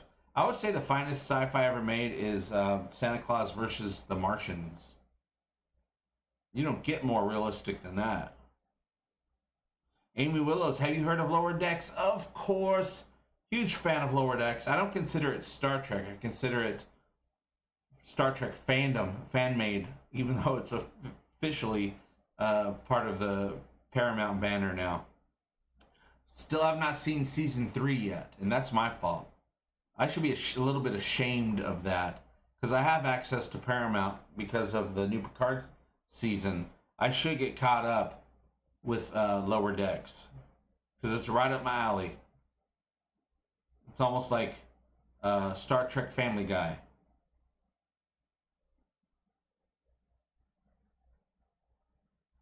All right, Sidetrack is feeling the love. Jonathan Perez, what are we talking about? We talk about whatever we want. Right now, we're very Orville heavy, which is great. You can never have too much Orville. And also, I called this the name of this stream, "The Orville is Still Alive," because it is.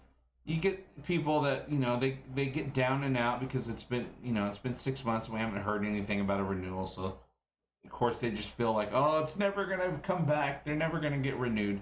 But it's not canceled. The Orville's not canceled. The production crew seems to really feel like there's going to be more Orville in the future at some point. And the fact that it hasn't been canceled is a very good sign that it's going to be renewed. But I know how it is. I know how it is being human. I've been a human my whole life. I've only started studying the human mind maybe a few years ago, but it really helped me understand this humanness that we all have. And you know, it's easy to get down in this day and age, but really, it's just all about waiting. It's all about waiting for those good things to happen. And until you hear a bad thing, there's only good things. But even if I heard a bad thing about the Orville, it doesn't take away the good thing. I wouldn't even believe if someone said, "Oh, the Orville is officially canceled."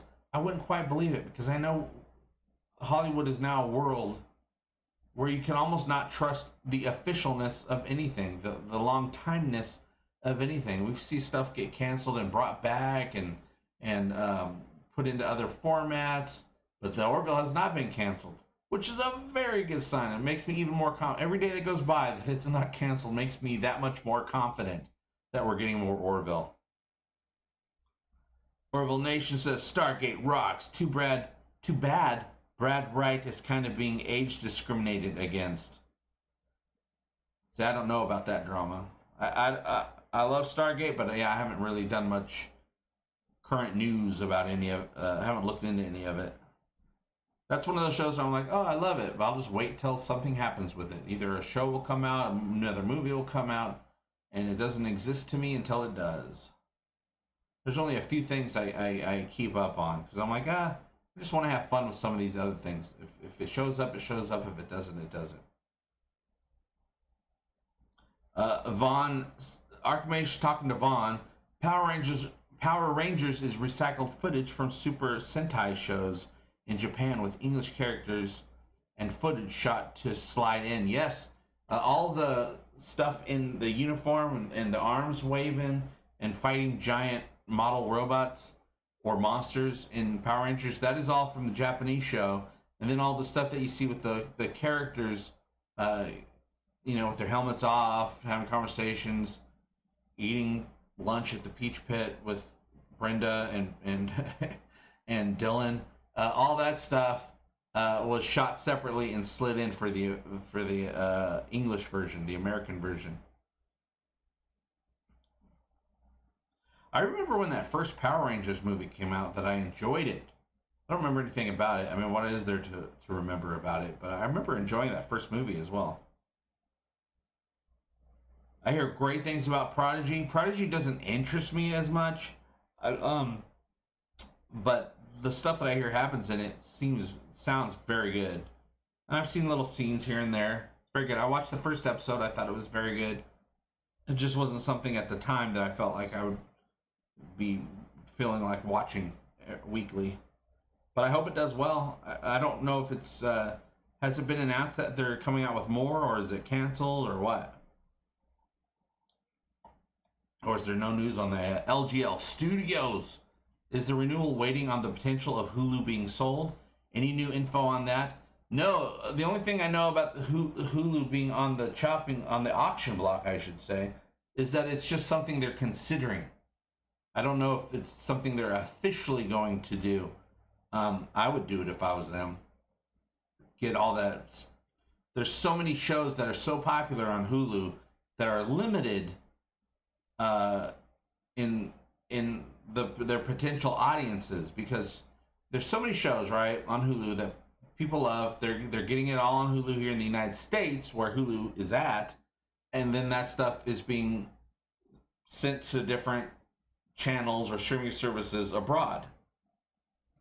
But Disney Plus is a huge streaming service worldwide, and it only gets bigger and bigger and bigger.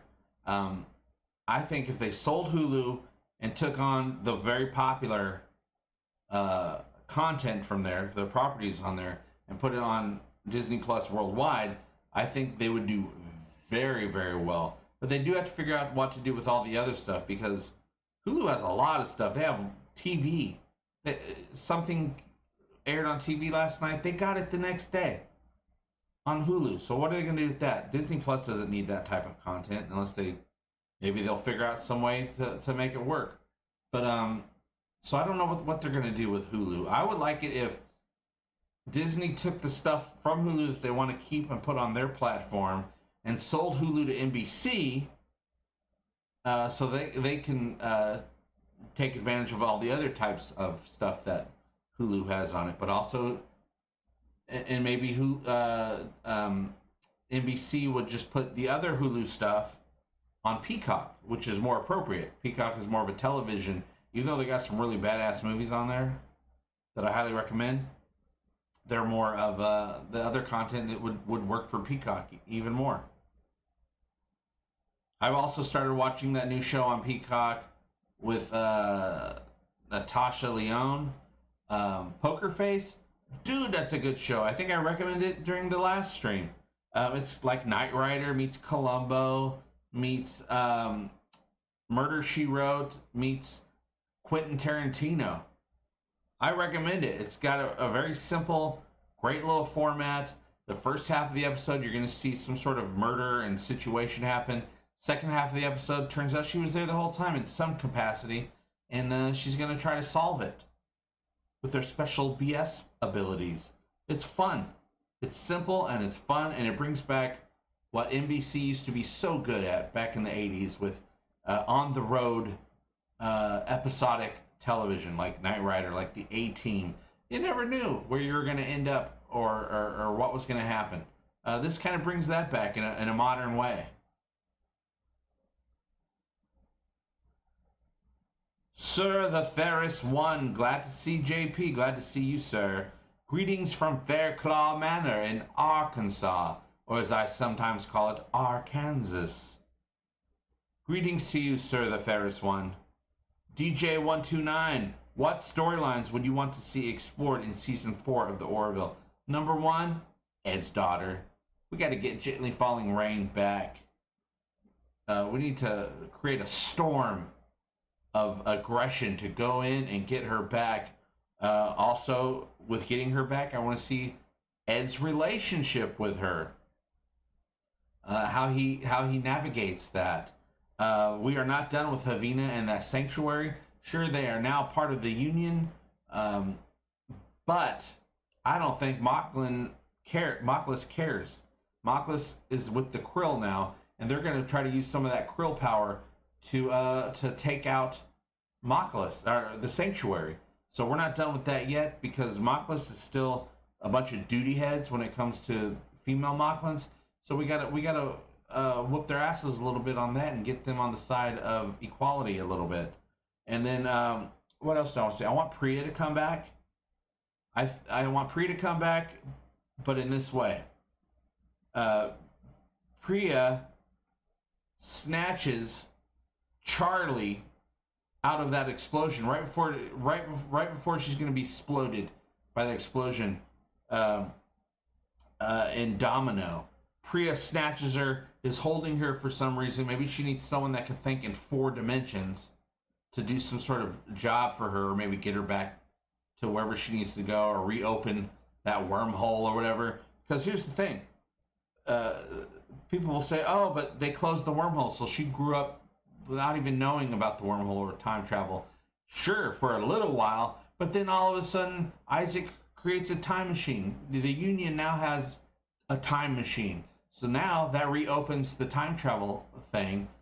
Maybe in the 29th century, people use the time travel thing all the time, or maybe it's outlawed and it's banned, like a temporal Cold War type situation.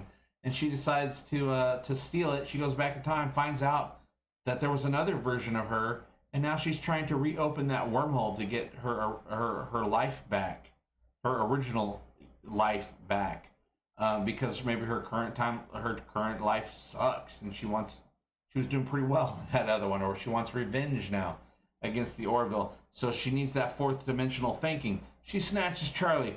Boom! We get Charlie back, but turns out she's had Charlie for a while. She also snatches Isaac, because Isaac knows how to make that crazy bomb thing, or knows how to do the time travel stuff.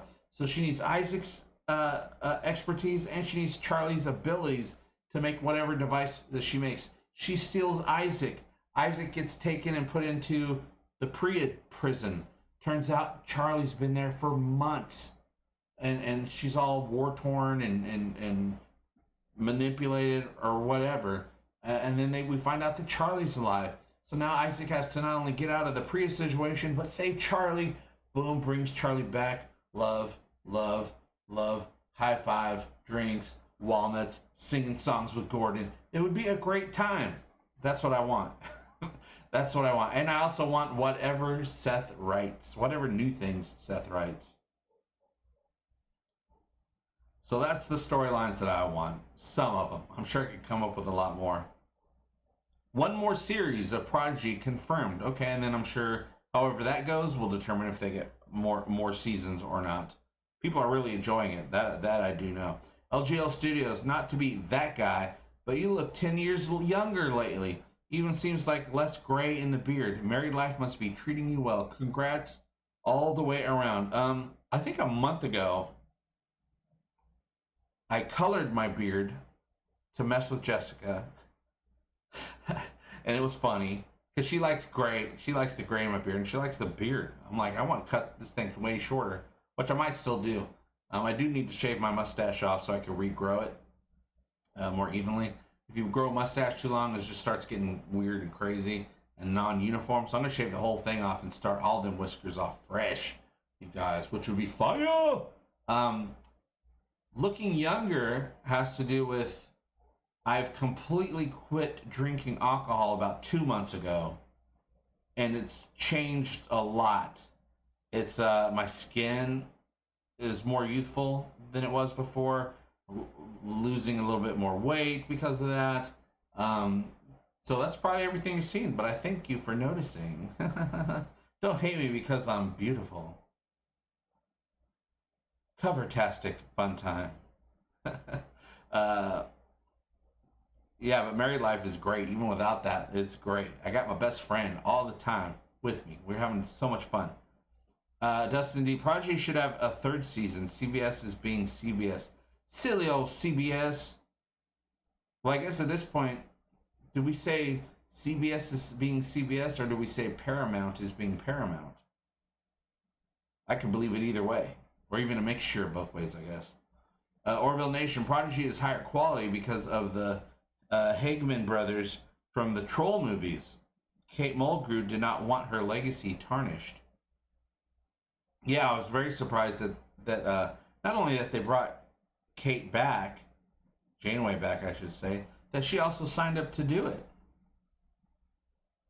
And yeah, of course, she probably is very protective of the Janeway character and definitely would only want to be part of it if it was good. Broly Dick Cumberbatch Montour. I'm really hoping for some more Star Trek Brave New Worlds coming back, as I do like Captain Pike and the crew, as season had some really great episodes. Yeah, I really enjoyed Strange New Worlds. Still doesn't give me a full old school vibe, Star Trek vibe, but like at least the first episode of the new Picard season 3 does. But really enjoyed it. Of course, everybody loves Pike. Antimount is just great. But also Star Trek Brave New Worlds was a lot of fun, and you can almost believe it as a modern day version remake of the original series. Like, you can feel it a little bit. You can see that. You can say, okay, this is more Star Trek-y. The fireplaces are a little too big in some of these quarters, but hey, he's the captain. What you gonna do? I'm not gonna knock him for it. Certain things I just don't knock shows for. They gotta look, even if they're trying to look older, they still gotta look new.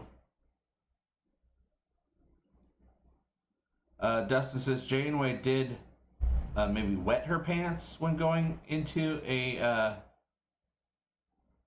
known security problem without backup. Probable. I have a friend, his last name's Plorable. And sometimes I let my pants out. Tightening them a little bit more lately.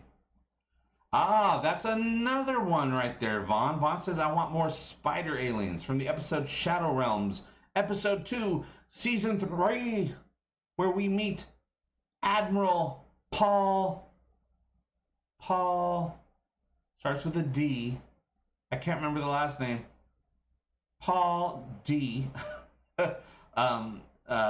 they become little spider aliens or big spider aliens, and then they say, "Hey, we got you, spider aliens. Get the hell off our ship." So they do. But yes, that's an opening right there, because first thing, that was only phase 2 of the spider becoming an alien spider process. There's 4 phases. There's the phase where you start to change a little bit, but you still have human. Then there's the phase where you're full spider / human. And then there's phase 3, which we never saw, which they actually become more mature and they develop an armor.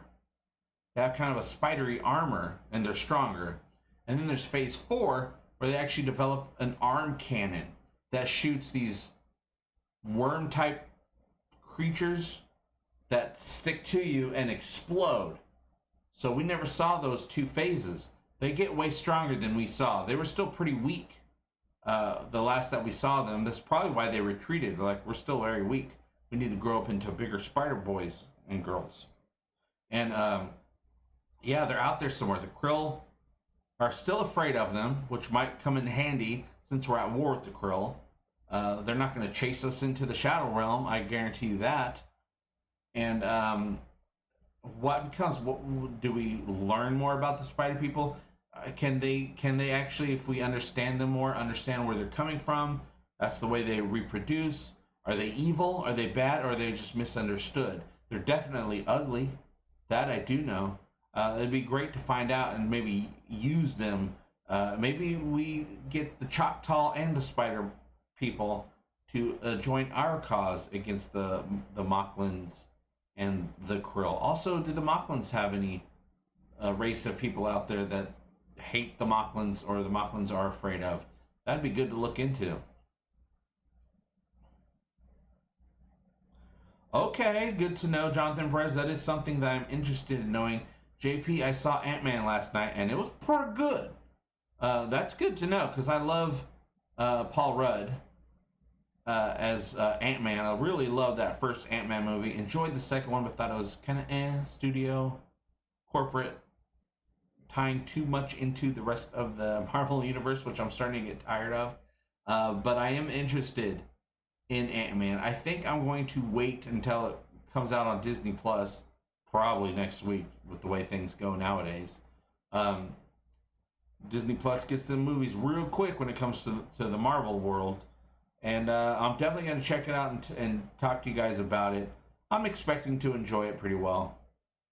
But I'm sure it'll also tie in too much into the universe. Hopefully they're able to rein that back a little bit and just give me one nice adventure. Oh, Archmage Frey is being shut down by YouTube in this comment here. Let me reopen it back up. You are now free, Archmage Frey. Do you still have the CBS Can Suck My Balls song? Wasn't really a song, but it was a musical sound drop, wasn't it? CBS Can Suck My Balls. I don't have it access to me, but I have it on this computer somewhere. I just have to find it. I have no idea where it is as of right now. I'd have to. It's in a file somewhere, but I'm sure I have it. But now I might have to change it to Paramount Can Suck My Balls, even though I like some of the stuff they do now. I'm not talking about Picard Season 3, but Paramount Can Suck My Balls. Yeah, definitely interested in Ant-Man, so I'm glad it was pretty good, that you think it's pretty good, because I'll probably think it's pretty good as well. Oh, Archmage Frey says maybe Priya also has alternate Gordon. Yeah, because there was 5 or 6 Gordons that split off when he traveled through time in episode 6, season 3, Twice in a Lifetime. I got it. I'm practicing getting these things coming right off the top of my head. There's 5, 6, 7 of him splitting off before he disappeared. Now, is that just a cool effect, or did that mean anything? And even if it didn't mean anything at the time when they wrote it, will it mean something later when they say, hey, we should make that mean something, because we get a really cool story out of it? That would be cool. What if Priya kidnaps Isaac, brings Isaac in, an alternate Gordon is there, and Charlie is there. Very interesting. I like that story. I'm going to tell Seth, hey man, I got the entire outline for season 4 ready. All you got to do is fill in the blanks, dude. You're welcome. And Archmage Frey helped. Lane, is that an L? Lane, or is that Ian? I'm guessing it's an I. I don't know. I don't know what the font is for YouTube chat. But Hickey, that's what we're going with. I would love to see Charlie back, as she was a very strong character. I would love to see Anne Franks back playing Charlie. Her death meant a lot, though. It had a lot of meaning to it. The only way to bring her back and not take away from how much her death meant is to make her life even more meaningful. Her being alive has to be more meaningful than what her death is. I think Seth can do it. These writers on this show are top-notch thinkers and brain users. I think they could do it. I wouldn't trust any show to do it. I think they could do it.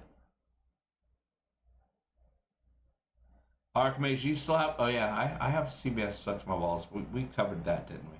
Somehow the Orville managed to pretty much copy the Cylons from Battlestar Galactica without being sued. Yes, there are some similarities between the Cylons, which I think was on purpose. Just like Bortus, even though there's a lot of differences, you can put him into the Worf category. Isaac is in the Cylon category, though he was nice at first, but it was all a deception. All a deception. Talking to you, Battlestar Galactica reboot, which is the best Battlestar Galactica that there is. Yeah, absolutely. You can even say that Isaac is a mashup of the Cylons and the Cybermen from Doctor Who.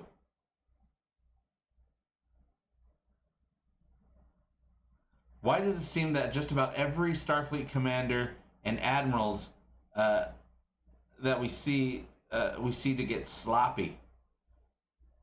Yeah, because Captain Mercer's the best. I would like to see... We've hardly seen any captains. Still, the only other captain besides Ed that I recall seeing, maybe you guys can correct me if I'm wrong, is that captain that got exploded by the Kalon in Identity Part 2. What was his name? Carlos... something Latin. I can't remember. I think that's the only captain I remember seeing besides Ed. A lot of admirals. We got a lot of admirals. We even had an adjutant. Is that how you pronounce that? Adjutant. But that's about it, right? And do we have an elite admiral? Do we have the admiral that leads all the admirals? I'm assuming it's Admiral Halsey. But I don't know, is he even higher than an admiral? Admiral Paul, whatever his last name is, was he just a retired admiral, or a super admiral, or a little side? He's a little side admiral. He wasn't a full admiral. He was a little side admiral. I can't remember what they're called. But man, I really want more captains. I would love to meet more captains and work together with there's been plenty of times we've worked with other ships, but we haven't had like the captain of that ship working in tandem with us. I would really like to meet somebody, and I want it to be Nathan Fillion, damn it. Nathan would be an amazing captain. If you really want to get into the weeds, she could also have someone from the Kelly timeline. Very interesting. Now, I do wonder, talking about getting into the weeds, would someone that was taken out of the Kelly timeline not disappear after the Kelly timeline was erased? But also, can you really erase the timeline from having its own existence? Or does it start a whole new timeline, a whole new universe starting from that timeline that is no longer connected the Orville timeline. So if you took someone out of one of those versions of the timeline, would they stay? Would they not disappear like Claire did? Claire disappeared. She wasn't going back to her own time. She was being erased from time. But also, if she's being erased from time, here we go. We're in the weeds. That means she was never able to even do the events to get Kelly's memory wipe to work in the first place. Oh, we are in the weeds, you guys. Time travel's hard, especially when you add alternate timelines to it.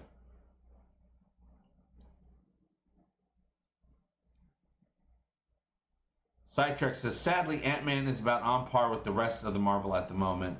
I assumed. I'll have to see how they play it out, though. If they're able to handle it where I don't feel like it's too big. Like, what was the show that introduced Kang? Was that Loki or was that another show? I can't remember. They all blend in together now. There's too much Marvel, damn it. Too much Marvel. But if they're able to handle it well, which I won't know until I really see it. But yeah, I assumed it would probably be at the level now where everything is just so important. Every character, every superhero story is the most important thing to stop all matter in the universe from turning into kale salad. I don't know. All these stories are just too big. Every story they're trying to make into Infinity War level, Endgame level film. It can't be that. We built up over a decade to Infinity Wars and Endgame. That's why they work, because we built up to them. Every movie after that can't be that. Marvel, I don't know what you're doing. You should have stole James Gunn from DC. You should have got him first to make him a permanent fixture. But I'm glad at least James Gunn has Guardians of the Galaxy. Guardians of the Galaxy is the one that I absolutely am planning on going into the movie theater and watching. Because I like me some Guardians and I like me some James Gunn. Jonathan Perez says, JP, it would be awesome if Family Man Gordon is the main villain for next season. Ooh. Did Gordon's family get taken away, but he somehow survived that alternate timeline? Or are they the original timeline and the new Gordon is the alternate timeline? That also has to be figured out. But ooh, how did he survive that and his family didn't survive that? That would be a good villain to have, though. I'm sure they can figure out something that has it make sense. I can't do it at the moment, but I bet you I eventually can. It'll just take some time. Archimage says maybe it's Claire. She could have picked Claire right as she disappeared. Ooh, right in that little area where it could go either way, and took her right out. Or maybe Priya has some sort of device that she has on the character that keeps her, allows her to keep existing. If you take that off, she disappears for the rest of the timeline. It'd be like some sort of temporal bubble mumbo jumbo. Ooh. Sidetrack says, could argue Cylons copied Cybermen from Doctor Who first. Yeah, you'd have to. Doctor Who, Cybermen are a way older idea than the Cylons. Not according to the Cylons, though, but you know. Yeah, Captain Reynolds aboard the Planetary Union cruise Firefly. Get the whole Firefly crew to play characters on a ship. They all have a ship, the USS Firefly. It's not the same characters, but it's all played by the same actors. Ooh, that'd probably be too much to keep the Orville legit as a legit show. That'd probably be too much, but man, fan films, get on it.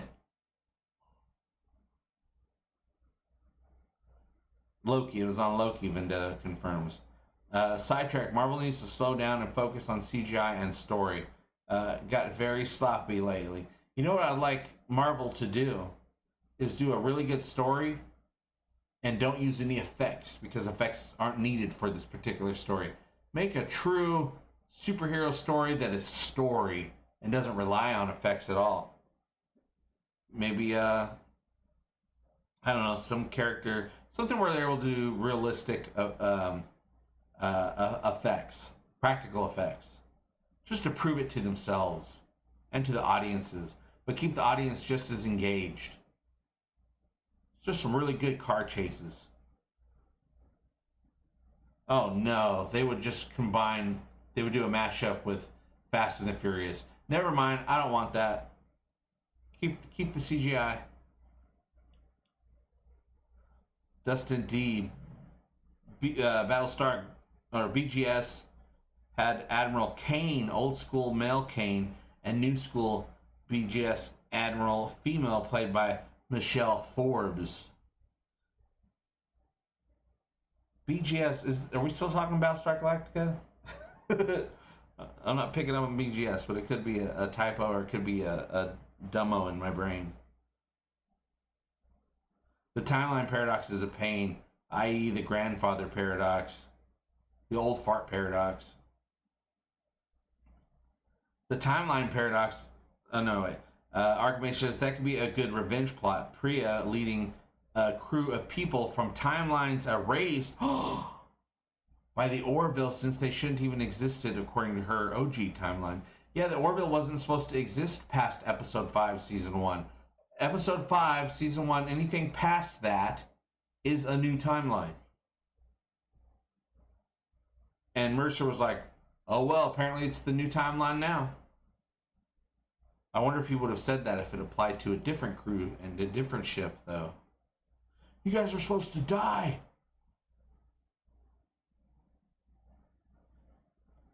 Things look different when it's happening to you, I must say. Side Trek. Captain Tudyk aboard the Planetary Union cruiser Leaf on the Wind. Captain Wash. Dan Crane, I'm back. Had to leave earlier to teach class. Hail to the chat. Hail indeed. Paul D. Admiral Paul D. Hello, and wishing a good day to JP and all of my fellow Orvillians. Lane, or no wait, or Ian, but I'm calling you Hickey. Do you think there could ever be an Orville movie in the future? Yes, absolutely. I just don't know if it would be released in theaters. It might be a streaming movie, which, the streaming services do. But at this point, I don't know what the difference is, except for there's usually not a bunch of episodes. Yes, because ever since the beginning, Seth has talked about doing one or two, a handful of Orville movies once they're done with the series. Also, it'd be nice to get an Orville movie in between two seasons, would it not? They could probably do that with if they film a back-to-back seasons. If they film 2 seasons, that would still give them time to make to start filming a movie, because they still have to wait all the time to get that 4th season edited and promoted. And then, but if they were filming a movie the entire time, then there'd be plenty of time in between 4 and 5 to come out with a film. Ooh, let's do that. Let's do that.